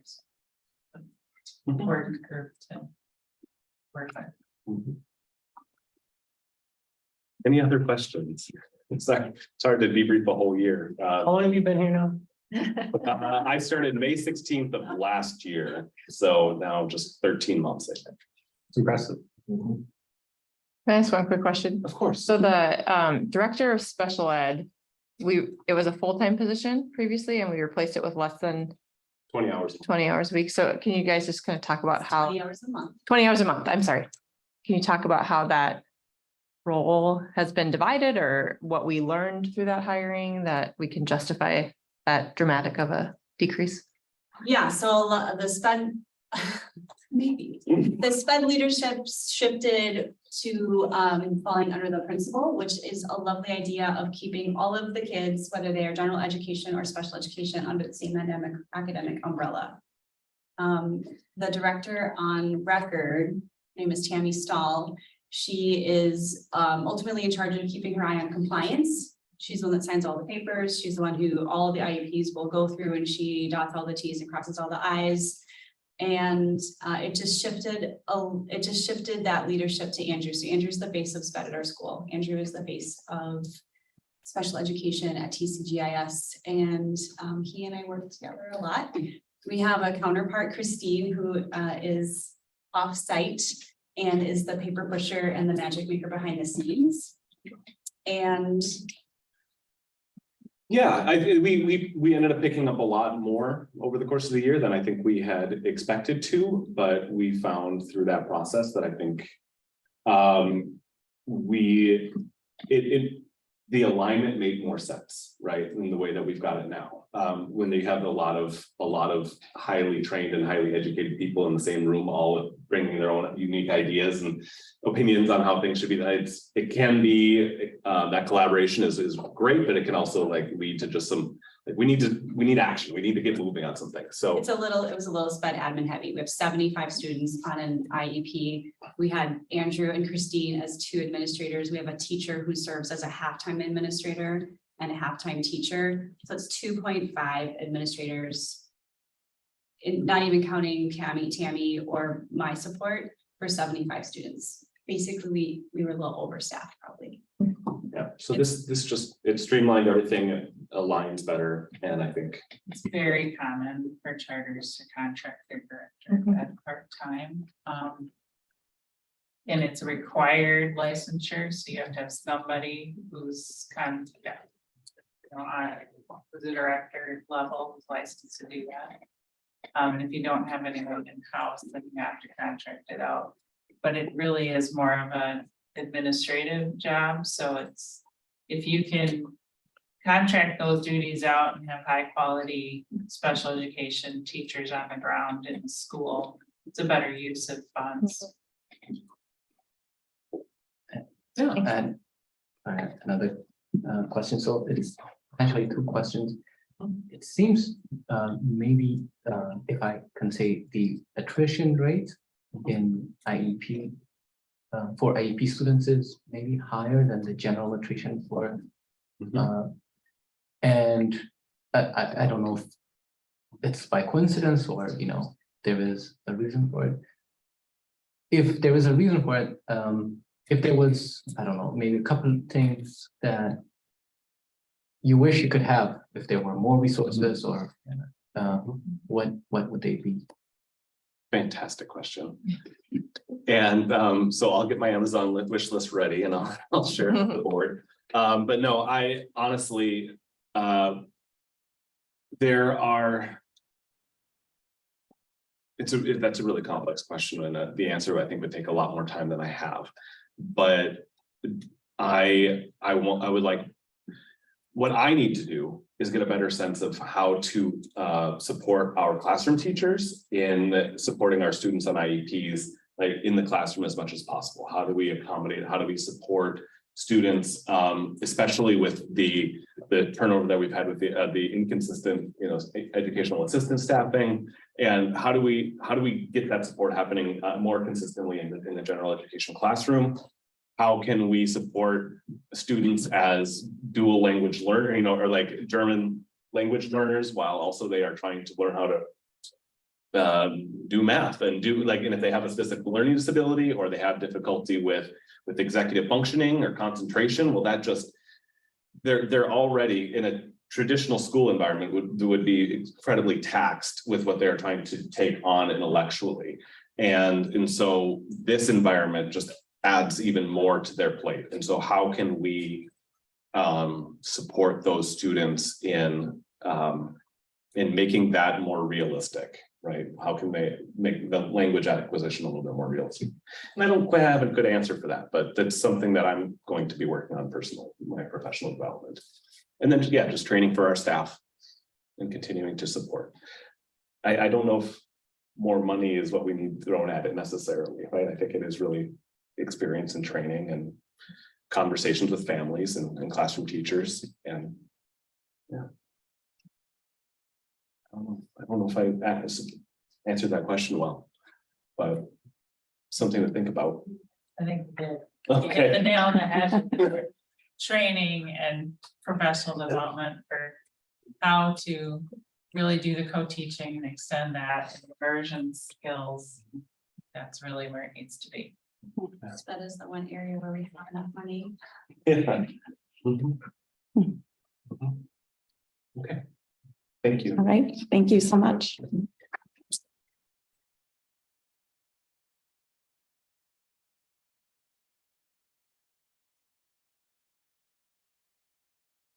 Okay, next on our agenda, we have a parent visiting to talk about the parent affinity group for gun safety. And so welcome Patricia Jewett. Thank you so much for having me. Yeah. And I didn't actually prepare a presentation. I wasn't quite sure about the format, and so I figured I'd just briefly talk. And I apologize if I don't come across entirely coherent. I came back from Germany yesterday. I'm really jet lagged. I apologize for that. I'll just give like a brief introduction who I am. So I am a parent, obviously. My daughters are going into 5th grade and into 2nd grade. And I happen to be also a public health researcher at the University of Minnesota, and I do part of my research in gun violence prevention. I did not, what I'm going to talk about is not in my role as a researcher, it's really like as a parent, like where we really obviously all share the same concern about the trends in the United States about violence in schools, particularly gun violence, and what do we do about this? So, but obviously my profession as a public health researcher in this field informs how I think about this, and probably obviously I've read a few things and these kinds of things. So, so I just as a brief history, I reached out after the Uvalde shooting to Dr. Christensen last year about can we address this at the school, and can we with a concrete suggestion, which is basically the same suggestion I'm going to make here. Can we create materials that we give to parents and guardians at the school where we basically inform them about the importance of storing guns safely, which is a no-brainer, obviously, for most of us. And but the thing is that there is a movement in Minnesota, I don't know, but other states, there's an increasing movement that school districts in Minnesota pass resolutions where they say that schools have a role in informing parents about the importance of safe gun storage. That really just basically saying that we have a role in this. It's not been tested how effective this is. I don't want to make any claims about this. It's just what's kind of been happening in Minnesota, and it's basically what I think we should do too. So we did it with Dr. Christensen, but now that Dr. Christensen is leaving, it just made us realize that really we want to go through the board with this, because we want to be independent of obviously leadership changes. So that's why I'm here, basically, because I would like to talk to you and have you basically sign off on this. And so yeah, I mean, I did it on my own with Dr. Christensen last year. So we actually had a letter to parents that we sent out in the fall. I don't think many parents saw it because it was it was kind of hidden in a one page a little bit. But we've basically already done it. And basically the idea is to continue this. And also in the meantime, I've created this group, and there are now 3 other parents in this group that are in this with me. And we're at the very beginning stages. It's not like that we have defined very well exactly what we're going to do. But it's not just me anymore, which is really nice. as I think this group is still kind of defining what they are about, I think like the very basic proposition that we are making is that we pass this resolution at the school, that we wanna inform parents that we do take a role in this. And B, then, and that would be obviously the board passing this, and then B, like turning that into action, that would be something where we take initiative in this group, where we would draft these materials and we would run them by you or the parent council. I don't quite know. I'd probably need some input. Like, obviously, these things need to be reviewed before they go out. But basically, the idea is we would draft something that goes out to the parents at the beginning of the school year. We want something in the family handbook. We probably also want materials going out about quarterly. Maybe probably the idea is we send something a little bit more extensive at the beginning of the school year, and then just kind of brief reminders in the one easel. Like over the year. That's sort of my initial thought. And yeah, I mean, that's basically the idea. I don't know if I was.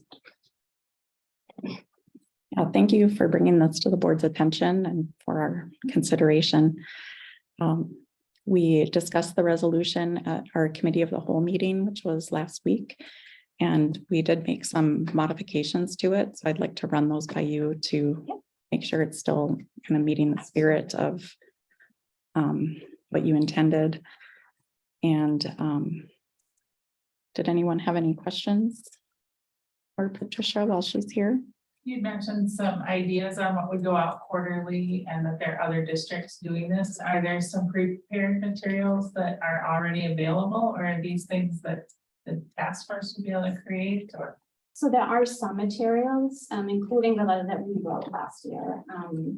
So there isn't a ton. It's a relatively new initiative everywhere, really.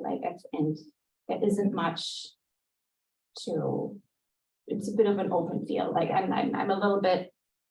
I don't know. I'm in touch with people at the Be Smart initiative. I don't know if you Be Smart. Be Smart is like an organization, advocacy organization. It's about promoting gun safety, like on many different levels. And they are the ones pushing this to push this out to more school districts in Minnesota. And I was in touch with them, and they are more focused right now on getting more resolutions passed, but they're not so much about like, well, how do we do it once we have those resolutions? And I think this is what needs to happen. And this is more where I hope where we try to come in, basically. So, I mean, they do have some materials that we will draw from, but I think there will also be some drafting on our end. Yeah, I kind of agree. I don't think that passing the resolution is the solution here. No. I think it's more like what actually the Right. actions which happen. So if we pass a resolution or not, the work of the affinity group does not really change. Right? Well, no, but I mean, it just gives us the, see, this is where my jet lag comes in. It gives us the legitimacy, I guess, like, I guess, yeah, to be doing this, I guess.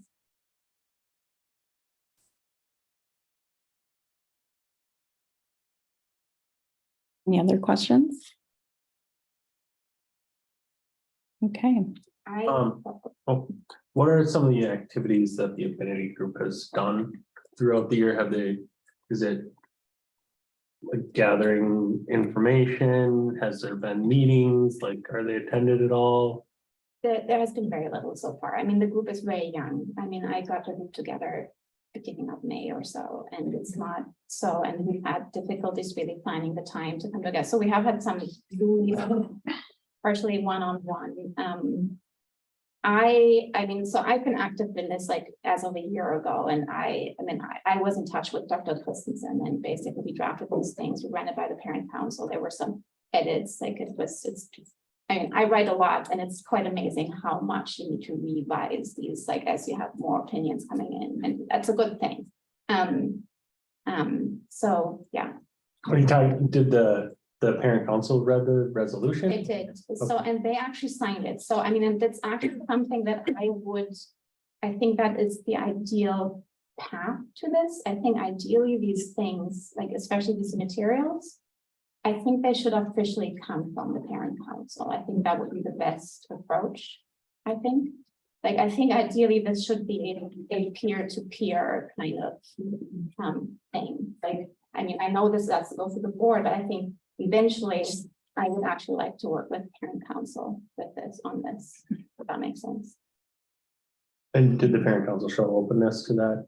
They were when we sent it out in the fall. I mean, I haven't been in touch with them recently, but yeah, I mean, they signed it off. They signed it in fall.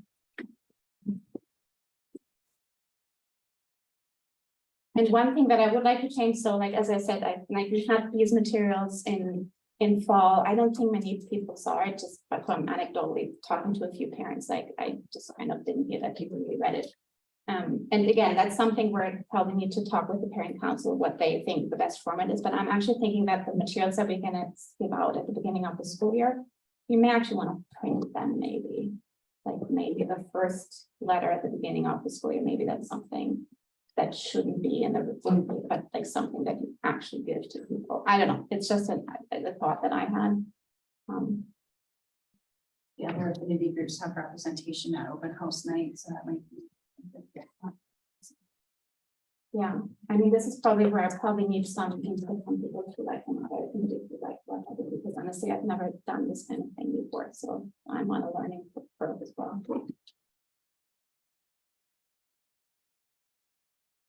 Right, any further questions?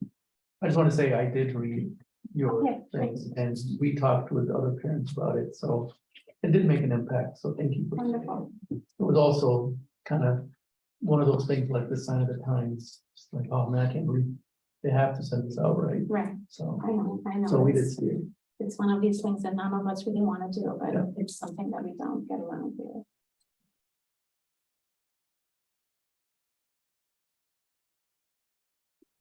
All right, I think we'll consider the resolution at the August meeting so that we can discuss the changes that we made and give the board a chance to discuss it one more time. It also gives the public opportunity to weigh in on this as well. Yeah, I All think right, we should have legal counsel overlook it. yeah, I did send it to the lawyer, but he hasn't Yeah. had time to respond yet.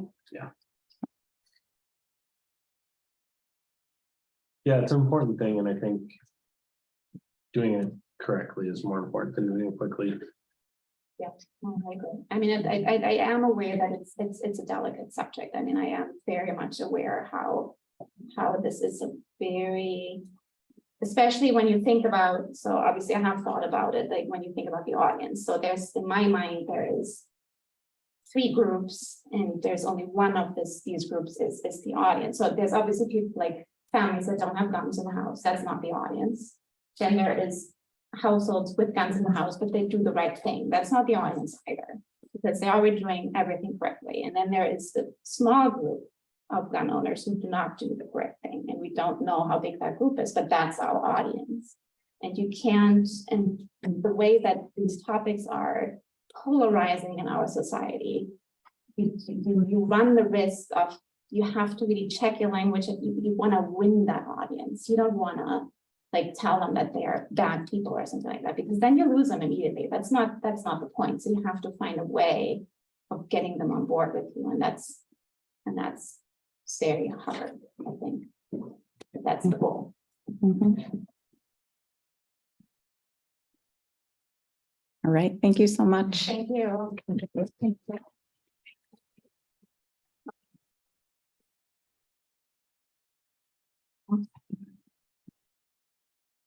I would like to propose a 5-minute recess.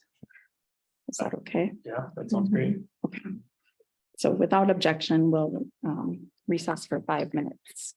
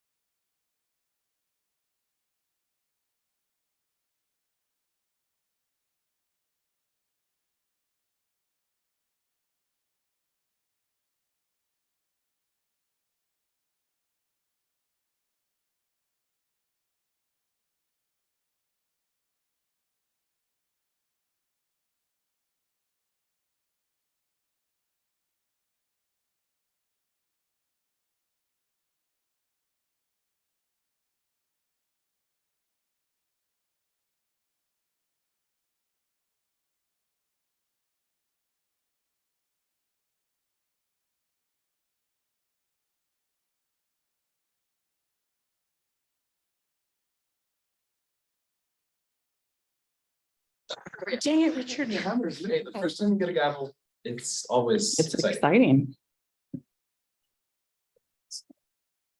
All back. Okay. No, Richard's not. I figured it was. But we have We more. can start. Elizabeth is at the restaurant. She presenting. We're co-presenting. Oh, so I should wait for her. She's the context too. I helped. It's my fault. I feel like I signed it project. Here she is.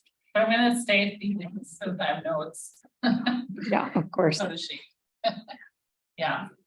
So I am gonna start this off with just letting you all know that both Elizabeth and Esther and a number of other staff helped put this together. Kim Reed, Yeah. yes, she did a couple slides here. So just a testament to the great staff. And as we get, go to the next time we do this, I'll probably condense it a little bit for board dashboard level. The great thing about data people is they've got excellent data. They dig very deep.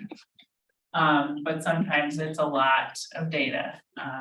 So what I'd like to bring forward as much as possible is some real key takeaway data for you coming in the future. But I want you to also kind of see today how deep it goes and how much you can really drill down in your programming to make some really key decisions about trainings and features and students. So we'll talk a little bit about that today and what some of the conversations have been when we get to those slides. Karen, would you be able to turn on your video? Video. Or you're on Zoom, right? Oh, you want me to turn, okay, I can go on to, Oh, Yeah. if you're not on Zoom, I don't mind, it Don't probably worry. helps everyone hear better. Oh. Is that, I think when I was watching this from home previously, the audio pickup is pretty well, but it's difficult to make out sure, the individuals that are talking at the tables Okay. because they're relatively far from the camera. let me. No, shouldn't take. I never. Yeah. It's actually on.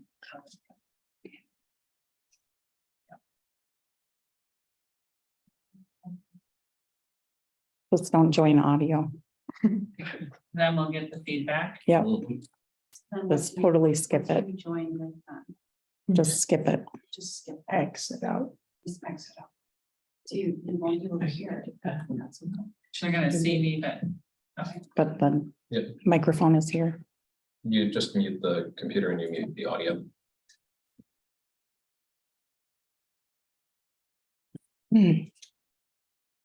Recording in progress. Okay.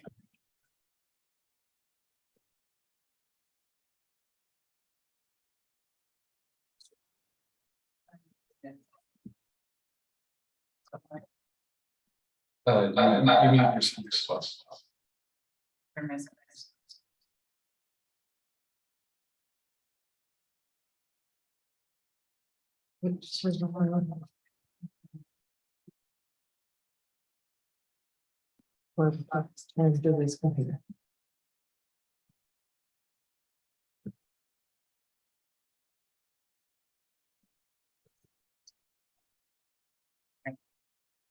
Now you gotta. Feedback.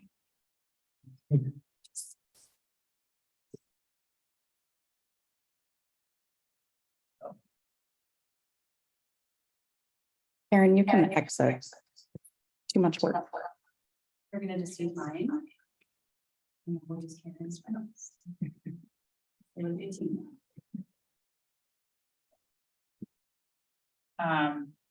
So the first slide is staff retention. And this is an area actually that the authorizer has already noted, as something they would like the school to pay attention to. I'll have you walk through some of the stats since you know some of the more context around it. Sure, so the total staff at TCGIS is 101. Keep in mind, that's not just teachers, that includes everyone, EAs, lunch staff. From that total, we had 13 departing staff, which is 87.1%.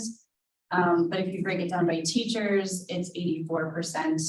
If you include the 2 teacher departures, it brings it down even further to 80.7%. I think what's interesting to point out is that when we had the 2 teachers departed, we actually got 3 teachers to replace the 2, and all 3 of them are coming back next year to teach. But that's not to ignore the fact that we'd like to see that number of the percent who would recommend Twin Cities German Immersion as a great place to work. We'd like to see that percentage, of course, go a different direction. That does, though, represent approximately 16 people out of 101 staff. So it's just something to keep in mind. It's not 45% of all staff, it's 45% of those who responded to this particular survey. Which was 38 out of 101. Is the 50 to 101 ratio between teachers and all staff, is that normal for a school? And I'm not judging one way or the other, I just don't know, is that about the right ratio? It's a good question. I'd have to get back to you on that. That's probably something I can get some information on. The other thing that I'm going to look at is the retention rates at other schools of similar size and that are charters, similar demographics. I know that nationally, the percent of teachers who have who are leaving the profession in total has gone, unfortunately, in the wrong direction. It's over half now. We looked to try to find that, and NDE hasn't done the report obviously for the school year, so the data that we were finding just wasn't relevant right now. They'll wait till the school year is done and then crunch all those numbers. Yeah, it'd be interesting to see like our year-over-year retention numbers and then Yeah. compare it to like Minnesota schools in general. And see if we're outperforming or underperforming. So we do have that data, and in previous years, it's been, 20%. One year, I think, was 25%. And in 2019, we set the goal of 15% teacher Which number are you turnover referring to? for teacher retention. So 85% is what we would want for teacher retention. And we're at 84. Yeah, That's what I'm. but just to put it in perspective, that was the goal that we set 4 years ago. So it's great to see that we're getting there, especially after a pandemic, which we didn't foresee when we put that goal together. Yeah, so I think it's really, even though we'd like to see more teachers say that they recommend this as a great place to work, and we'll certainly work on that. I do think that 84% is not a bad number to be at compared to some places. The HR update of filled positions. Pretty good, considering I happen to know some other teachers who have a bigger issue, but can you speak to the tier 1 and Yeah. tier 2 licenses? Yeah. Because I think that's an important. We thought this was a great segue from retention, because sometimes when we have teachers leaving, it's for different reasons. TCGIS is listed in the top 50 of schools in the state with the highest number of tier 1 and tier 2 teachers. And if you know a little bit about the tier licensing system, a traditional teacher program, someone who went to school for an education degree as a tier 4, and then tier 1 used to be formerly known as community expert. So maybe they don't have a degree in teaching, maybe they just have a bachelor's degree. So tier 1 and tier 2 are the less trained, classically trained teachers. And we do have a lot of them because of the language part. So some of our new hires are to replace tier 1 and tier 2 teachers. We are required by law to post for positions for tier 1 teachers. So you can see a couple of tier 4s on here. What I think is really cool is everybody listed on this page is a German speaker. So our first 5, couple of native Germans. We've done some restructuring, and Esther Vidal is going to move up to 1st grade.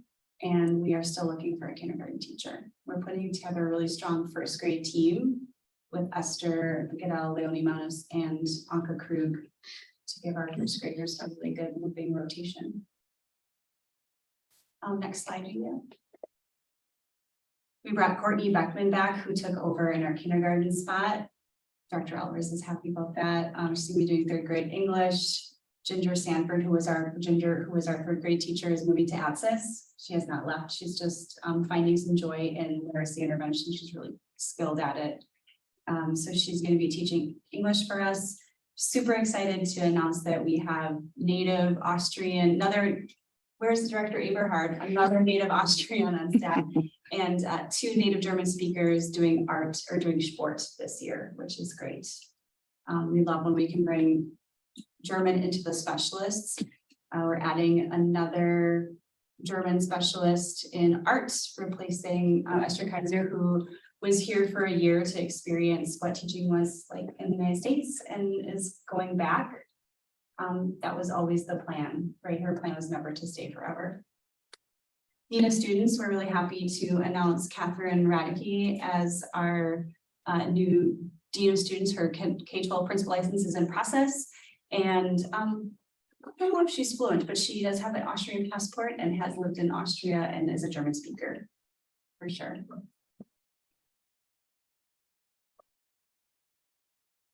Exciting to see the sport teachers. I don't remember the last time Bernie had a German speaking sport teacher. It's really great. Well, Nadia Winter was here for a while. And Birte Fretwell is also a German speaker. So they're out there, and we're super excited to bring those back. They were hard to hire last year, so this is great. Drama, we've got a new tier 4 drama teacher joining us, and Heidi Schultz is coming back. I'm so excited. She's taking a year off to study or to teach in Columbia, and she emailed me and said she's coming back to her favorite job, favorite place to work. So she's coming back. This is the social worker that Andrew mentioned, and this is the Grow Your Own SPED teacher, Zach Corwell, who I give him all the credit in the world for jumping in and learning German, and he's really taken off with it. And so he came to us not knowing any German and can do pretty well in conversational German right now. So he uses it whenever he can. I'm really proud of him. So, the survey of. I'm sorry, we're just taking questions from the board. Thank you. Do you want visa updates? Yeah, so we are, Anton Komorowski and Anna Miller are our Germans coming. They're set and ready to go. We have a couple of staff members who have been approved for 3 years for their H-1Bs. We are pressing our thumbs for Claudia Mueller, hers is in process. And then an E2 means that you are coming with a spouse who was given a job here. So Thomas, his last name right now, I think is Schwarzbauer, but he's going to be Thomas Bicko after his wedding. His wife is Austrian and got a job working for the fire truck company Rosenbauer, I think it's called. And so she was here employed by an Austrian company, and he was just looking for a job because the universe is on our side. We fully believe it. And so he has a different visa. We've never had one of those before. We do have some open positions. Second grade, kindergarten, capstone, exchange program. Those interviews, as you heard earlier, are happening, right? And Kim Reed and I are going to Valtse on July 24th for an overnight, and we've partnered with the people at Concordia Language Villages, very symbiotic in relationship. They're wanting to recruit some of our, summer camp people, whoever, to work for them. And so we've connected with Marty Yost, and Kim and I are going up to do a open interview, trying to see if we can bring back a kindergarten teacher, second grade teacher. Yeah, we don't panic about that stuff until probably the last week of August. We're not panicking yet. No panic yet. It's very common for teachers to take jobs in August. And EAs are notorious for doing that. Yeah, SPED educational assistants, that a lot of that hiring happens in August. The communication and fundraising coordinator is something that Karen and I are we're looking at. We're figuring out. That's a good one to talk about right now. What we're doing with that is reviewing all the job descriptions and the admin area, in the operations area for the operations team.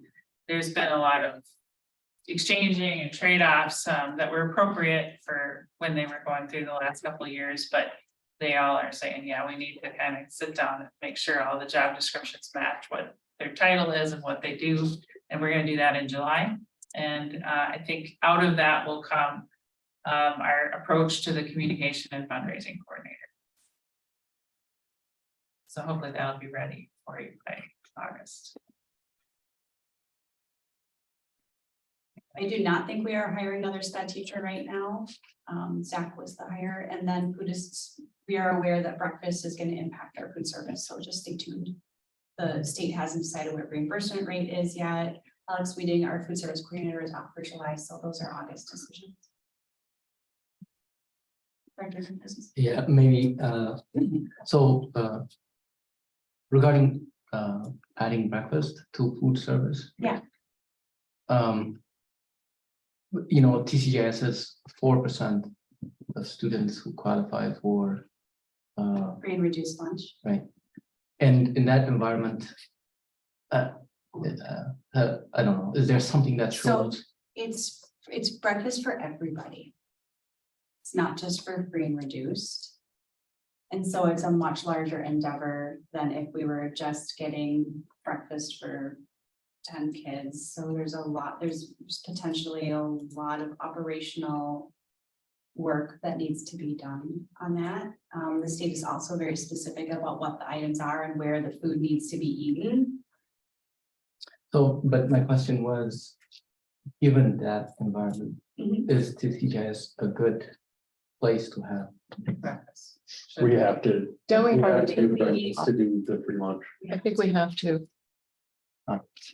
Okay, Yeah. well, thanks. Yeah, I hear what you're saying. I worked at a school that had free breakfast. And what I know about kids is that they can eat all the time. So even if they ate breakfast at 6 o'clock, who's gonna say no to that 8:15 string cheese and granola bar? So. Not me, yeah. Breakfast is the free lunch that went statewide for everyone. So this is gonna be a food program then, or is the school gonna have an expense? That's interesting. That's why we're waiting for the reimbursement rate. Okay. That'll tell us the potential cost in hiring somebody. For the reimbursement rate. That's, it hasn't been settled yet. Correct. Are you coordinating with Kinder Club on the free breakfast? Because of the space, yes, but Kinder Club in the morning only uses the atrium. It's a very small group. I don't even know if we have 10 kids. And so the cafeteria would be open. It'll impact other things like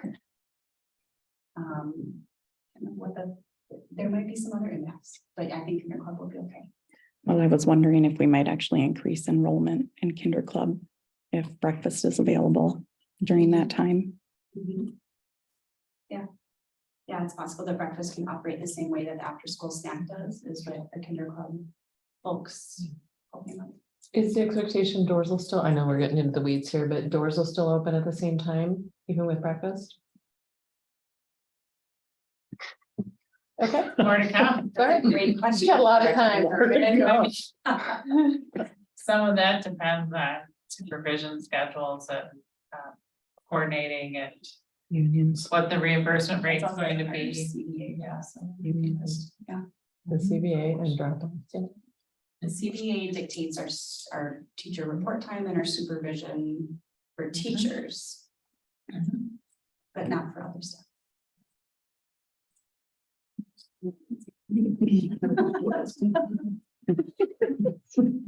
We asked him, Just a quick question before we move on from hiring.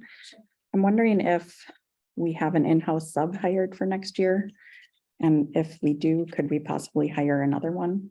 Because subbing has just been a chronic issue for the last 2 years, and it would be great to have a systemic solution going forward. yeah, I just had 2 people reach out to me today looking for something. So if they are not a good fit for the other positions, that's something that we will consider. Yes, something, yeah. Yeah, we pay a ton for teachers on call. The rate is astronomical versus what the teachers actually paid. And so if there's a way I have not thought about saving some money that way. Do we have one in-house sub right now? Hired for next year? Well, when you say in-house, I'm not sure because I don't believe that we were paying them. I think we were still contracting through teachers on call. And when I hear Okay. in-house, I hear we are giving that person a TCGIS contract at a TCGIS wage. And so I don't know that we've ever done that. Well, look at it. I've heard the term used, so I'm kind of Yeah. surprised. I heard it today It was a already. contract through teachers on call. Oh, To do an in-house sub. Like 90%. Okay. Okay. Yeah, Thanks. in-house generally, yeah, would mean the way you explained it, but somebody else said we did a contract, I think it was special ed. Did a contract with Zen Education. Yeah, that's different. Yeah, I know. Yeah. Okay. More to come on in-house subs. We asked Kim Reed to give us some high-level takeaways because she conducted exit interviews on our teachers who left both mid-year and at the end of the year. But she also, to her credit, decided to do some stay interviews, and she talked with 5 international staff from people who were here in their first year through their 6th or 7th, so a variety of years of experience. And the big takeaways were that there were a lot of comments about this being a great community. We hear that a lot. People love their colleagues and their students. It's a space where our international students have a little piece of home here in America. I love hearing that. The PTO is hugely appreciated. The staff lounge, if you haven't seen it, check out the new couches. Thank you, PTO. And looping was given a shout out. Yeah, you can. Areas that we see to improve, and I would add that none of these bullets were a surprise to us. Teachers would like to be more involved in the decision making, more cohesive administration and leadership, worried about admin turnover and ED burnout, probably timely communication from leadership about big things. For example, the change in administration was noted as not being communicated well enough. More structured and purposeful meeting agendas, utilizing the talents of current staff before hiring outside organizations. And there's always a need for curriculum work, meaning this is from the international staff. So working on specifically the K-4 curriculum. Extended school year is different than summer school. Extended school year means that students on IEPs did not meet their goals and thus qualify for an extended school year. We only have 4 coming this year for extended school year, which is the lowest number that we've had in the 3 years that I've been here, which is great because it means that our stud students are making gains on their IEPs and not requiring the extra school year. It is, we have 2 teachers teaching. We don't need any EAs because that is a good resource or a good ratio. Andrew is admitting that, and it's running the exact same weeks. We modeled it exactly like summer school. Question from the ESY. So this is the beginning of a lot of slides with a lot of numbers. But the Fast Bridge A reading, that's the English. Right? Yeah. Yeah.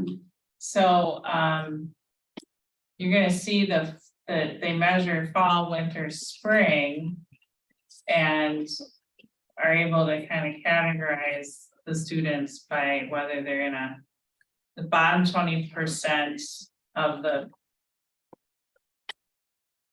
performance of the students, which is the red, the high risk, and then the percent who fall into the yellow, which is some risk, because they're performing in the 30%. That's 30% of your student population. Low risk is anywhere from, they're falling in the 30 to 85 percentile of your population, and 85% above. And so, I'm sorry, I just said that wrong. So the red is the percentile. So the kids who fall into proficiency, the bottom 20% performers is essentially what that is. There's 2, it's a compounding the way this gets reported, there's two sets of percents. One's the percentile and one's the percent of students. So what we're looking for, obviously it'd be great if everybody's in the blue category all the time. But we're actually looking for growth. And we're looking for the percent of students to really move out of red and into yellow, out of yellow and into green, and out of green and into blue. So you want to see those red percents to decrease as they go up. There's a lot to unpack here, and some of this is cohort based. You have a small, population of kids, so some cohorts are made up of different students, and so you can't always extrapolate from 5th to 6th grade and 6th to 7th, but you can follow the 5th grader cohort from one year to the next year in 6th grade. So when you look at the 5th grade cohort, it's a different group of kids and they're 6th graders. And it's such a small group, it's not really a big picture, but it is a picture that helps teachers really target their teaching. So that's what we're going to unpack this year.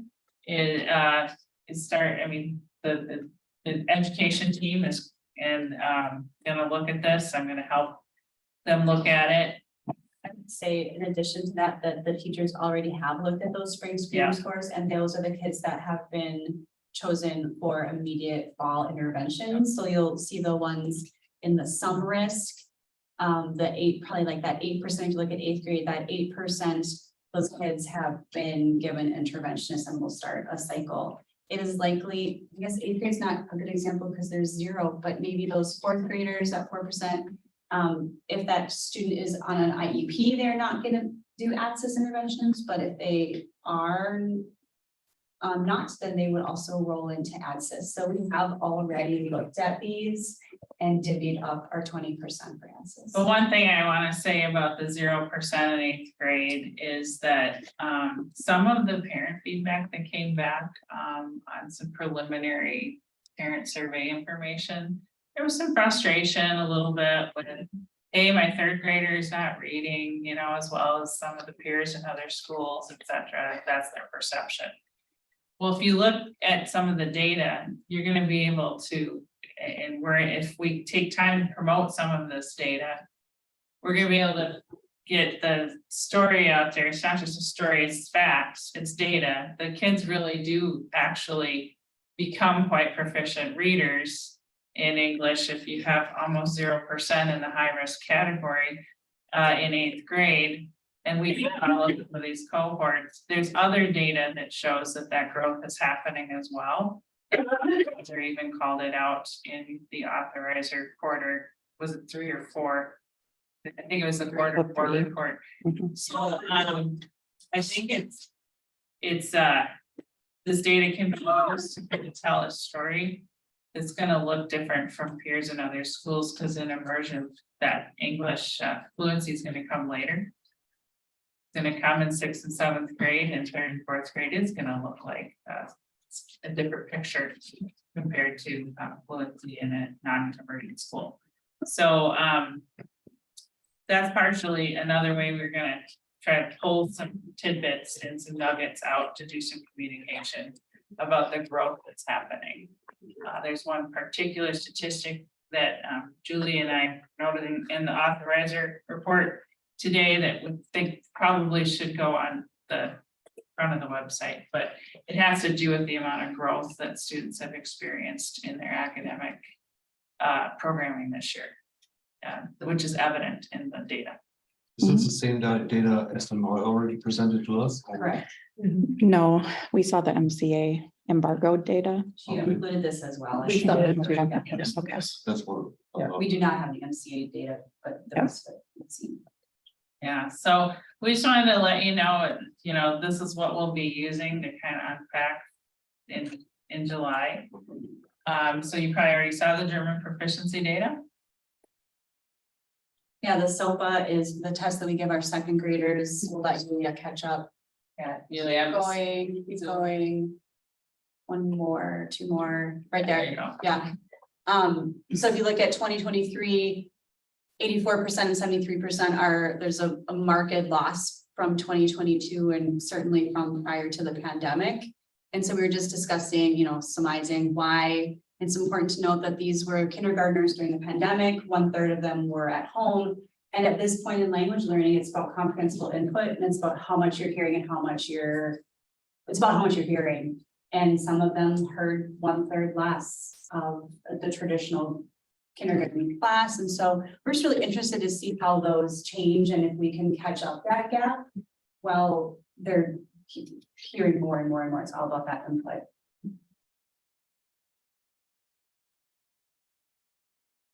So the next one, thanks, Julia.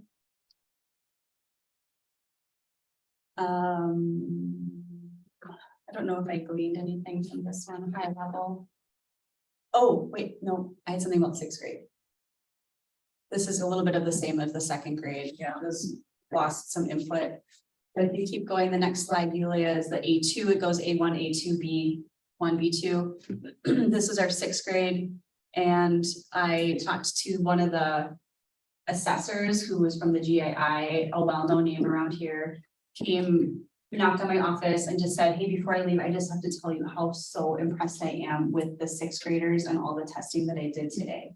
I hear concerns about academics, but everything I heard today was really great. And that is her gig, is to assess language. So it was great to hear.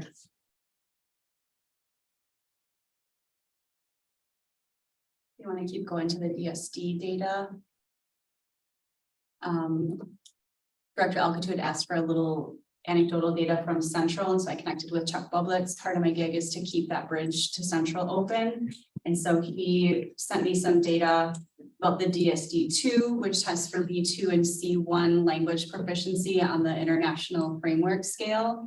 And if you go to the next slide, in 2022, so this test was administered last year's kids. 20 elected to take it, you don't have to. And 12 of them passed. A B2 and a C1 are both passing scores.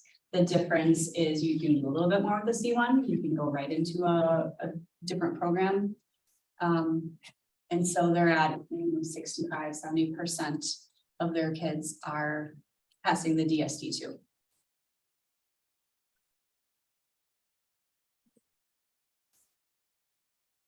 Any questions About data. on our pages and pages of data? Then I don't have a slide, but I'm just gonna update you. It's week 3, I think. I was in the school on Monday. And I'll be there tomorrow and Thursday morning.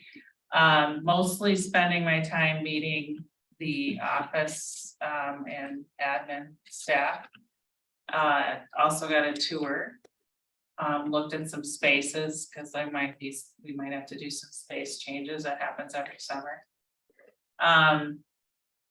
And in addition to introductions and going through budgets, been working with a lot of the end year reporting, just making sure that it's getting done. There are some transitions at MDE in terms, particularly the SPED area, they're switching over processes. So just making sure that we get everything done by June 30th, and most of the staff is leaving June 29th.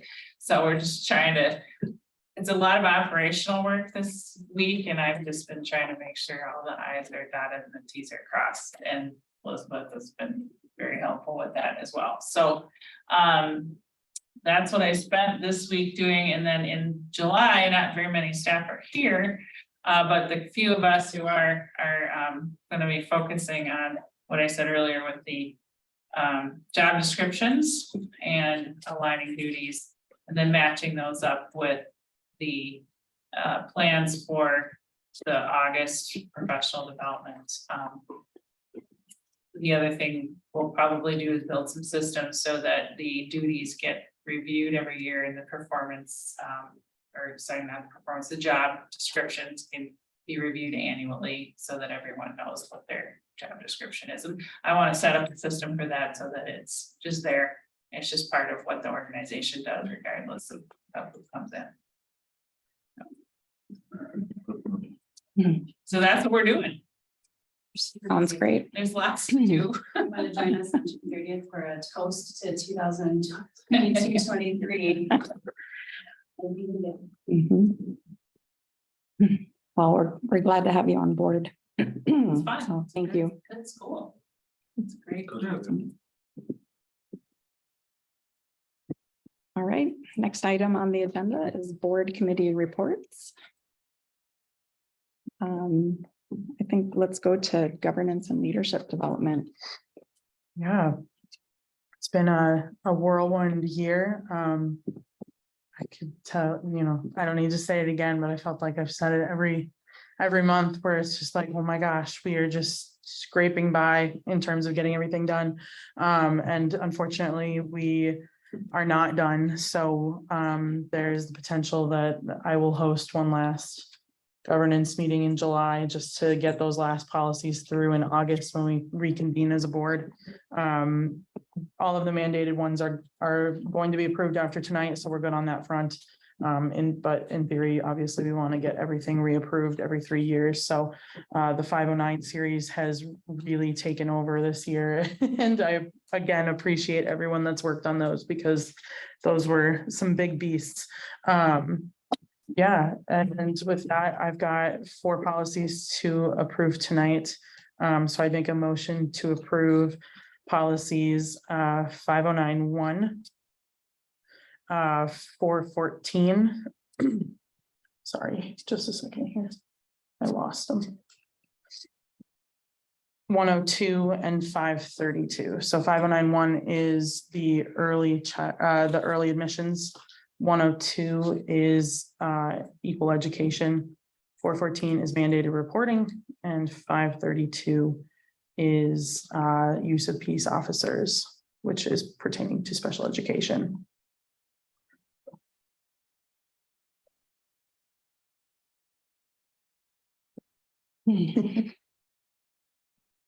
All right. I'll entertain a motion to approve those 3 policies, 4 policies. Sorry. I make a motion to approve the policies. Perfect. Thank you, Director Hartman. Is there a second? Second. Go. Thank you, Director Albers. Discussion on any of these 4 policies. So just to kind of put 5091 back in the spotlight a little bit, this is a policy that we had revoked completely, took it off of our roster. It is not required by the state of Minnesota for us to, as a charter school, have an early admissions policy. However, if we have one, we must comply, obviously.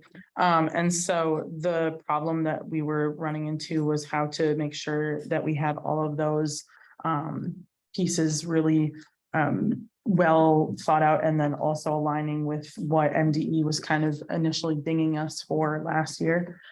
So that has been completely revised thanks to Nicole Cashel and a few others who have really put in the time to research, talk to MDE, look at other policies from charter schools to see what is there. And unfortunately, there really was no framework policy. So this is really something that had to be redone from the start, from scratch. So just a few notes on that. So there's a specific section for 4-year-old children on this policy. There's a section for grade 1. And then there's grades 2 through 8, since we are a K through 8 school. So these all have their own respective kind of pieces to making sure that we are following not only MDE guidelines, but also what we can manage to do as a school. So there are due dates on here, as well as saying like it has to, there's a cutoff at December 31st, as well as making sure that evals are completed by the necessary groups. So that's the biggest thing from 509, and from any of the policies. The other policies don't really have much that's changed, except for a few small updates to different just like references. Any questions about the policies? Hearing no further discussion, all those in favor of approving these 4 policies, say aye. Aye. Opposed, say nay. Motion carries. Thank you for all your hard work, Governance Committee. Very thoughtful, Mhm. very thoughtful. Yeah, and we've got 7 or 8 more left. So if you're interested in spending your July with us, let us know.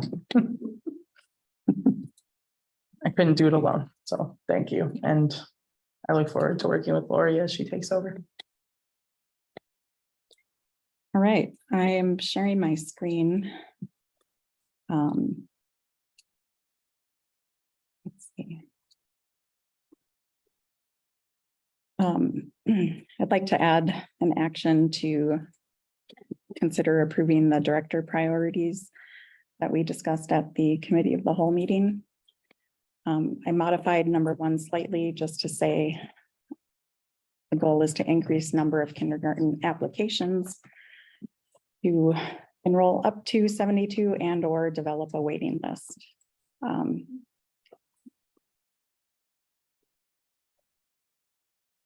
Second is provide strategic direction for the CBA negotiations toward a financially sustainable organization that offers salaries commensurate with other metro area charter schools. 3, implement financial development recommendations from Kelly Gutierrez of Charter Source. 4, elevate operations team responsibilities and refine job descriptions. Identify operational needs for efficiency improvements. 5, lead analysis of parent and staff survey results and define key takeaways.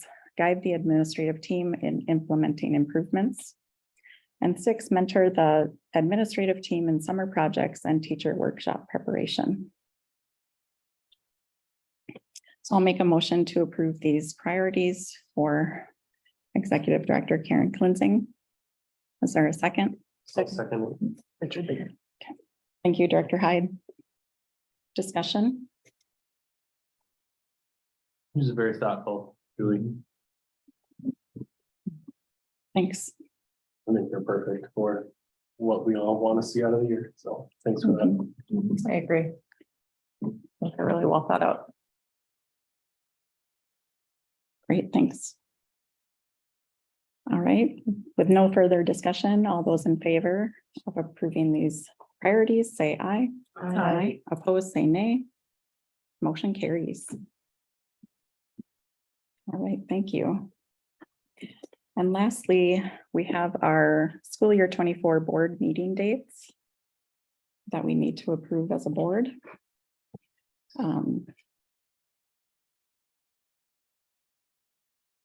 Let's need to find those. There's one modification I'd like to suggest. Jennifer Kwan Dobbs reached out to say that she will be in Korea during January with a study abroad. She's a professor at St. Olaf College. So she'll be traveling during J term. So she would miss the January retreat. So I'd like to propose moving January retreat to February. But I'm totally open to what month would be best. And note, I added one in September. I thought it would be good for all of us to make sure we're on the same page as the school year starts. Yeah, I think like September, I want to say like March and cadence for board retreats would be better than the winter summer. It always seems to, conflict with holidays and stuff like that. I support that. We're discussing. So what do you think is the best? I'm sorry. Like doing September, Fall. like you said, and then something later in the spring.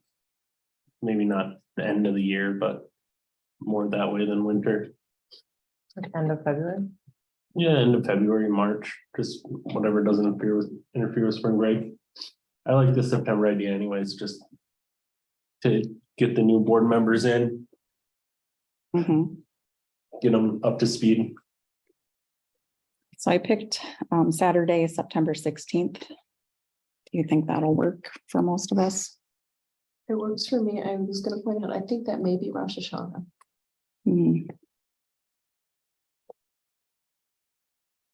I don't know if that affects anyone. yeah, It think should that- be done, but I don't. I may have a work obligation, but it would probably be in the evening.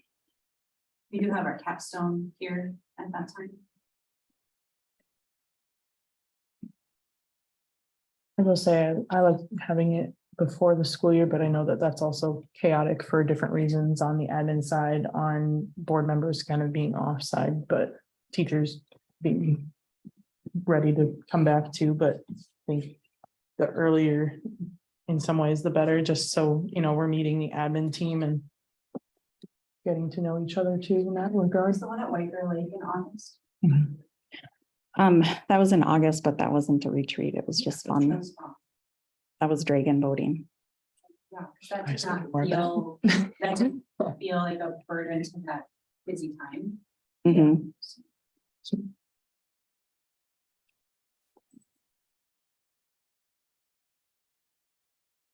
Let's see, I'm in Germany for 3 weeks in August. Yay, Kristen's also in Germany at the beginning of the month. Beginning of the month. okay.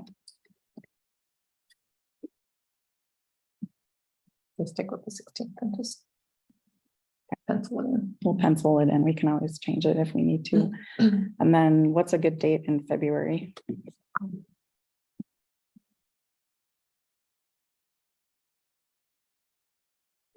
Well, Saturdays include the 3rd, 10th, 17th, and 24th of February. If we're looking at a Saturday. Okay, try the 17th. Oh,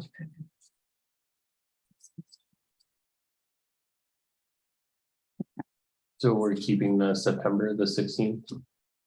Yeah, It is Rosh Hashanah, whoever said that.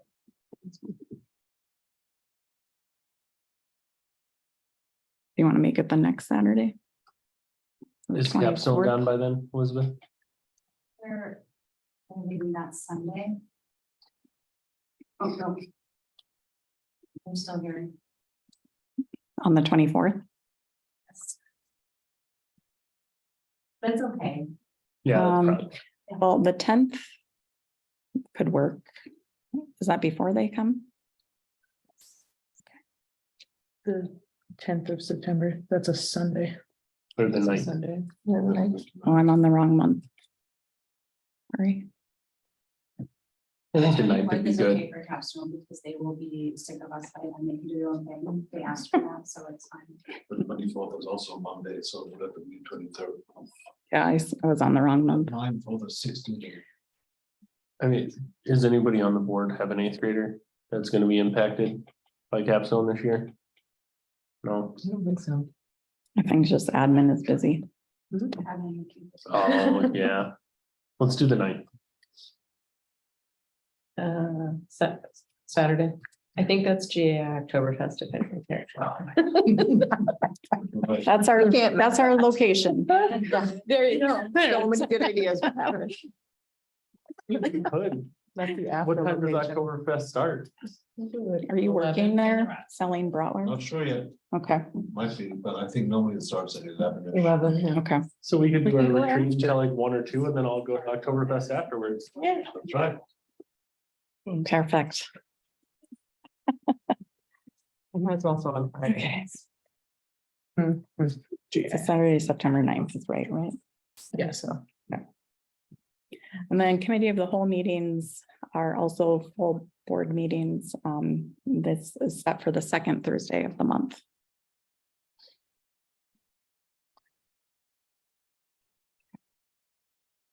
And then I think the other committees, so I assumed that finance was set on the first Tuesday. Yep. Since that was kind of fine tuned this year. So those are the finance dates. But we'll leave the other ones TBD. Can you look at the finance? I didn't look at it, I'm sorry. Okay, you don't have July. And probably remove January. We usually skip 2. I think those are good too. Okay, Meet 10 times.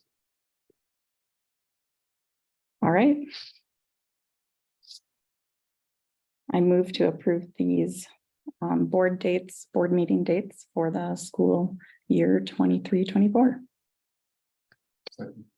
Thank you, Director Krutzinga. Any discussion? Can you just go back? Did we move the September 16th retreat to the 9th? We did. Yeah. And then we have a date TBD for the winter retreat, or did we figure I out? think we did February February? 17th.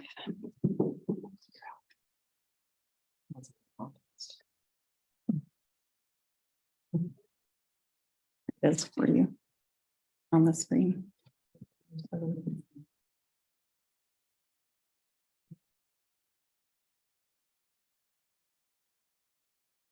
Any further discussion? All right, all those in favor of approving these meeting dates, say aye. Aye. Opposed, say nay. Motion carries. Fantastic. We will schedule for next year. And our next board meeting is Thursday, August 31st. That's like 2 months. I know. Could have a little What? break. Kind of. Unless you're on the hiring committee. Or the governance committee. We don't get a break. Okay. Never. Emily. My two. It's me. I'm Teacher with sorry. the I should have summer rolled off.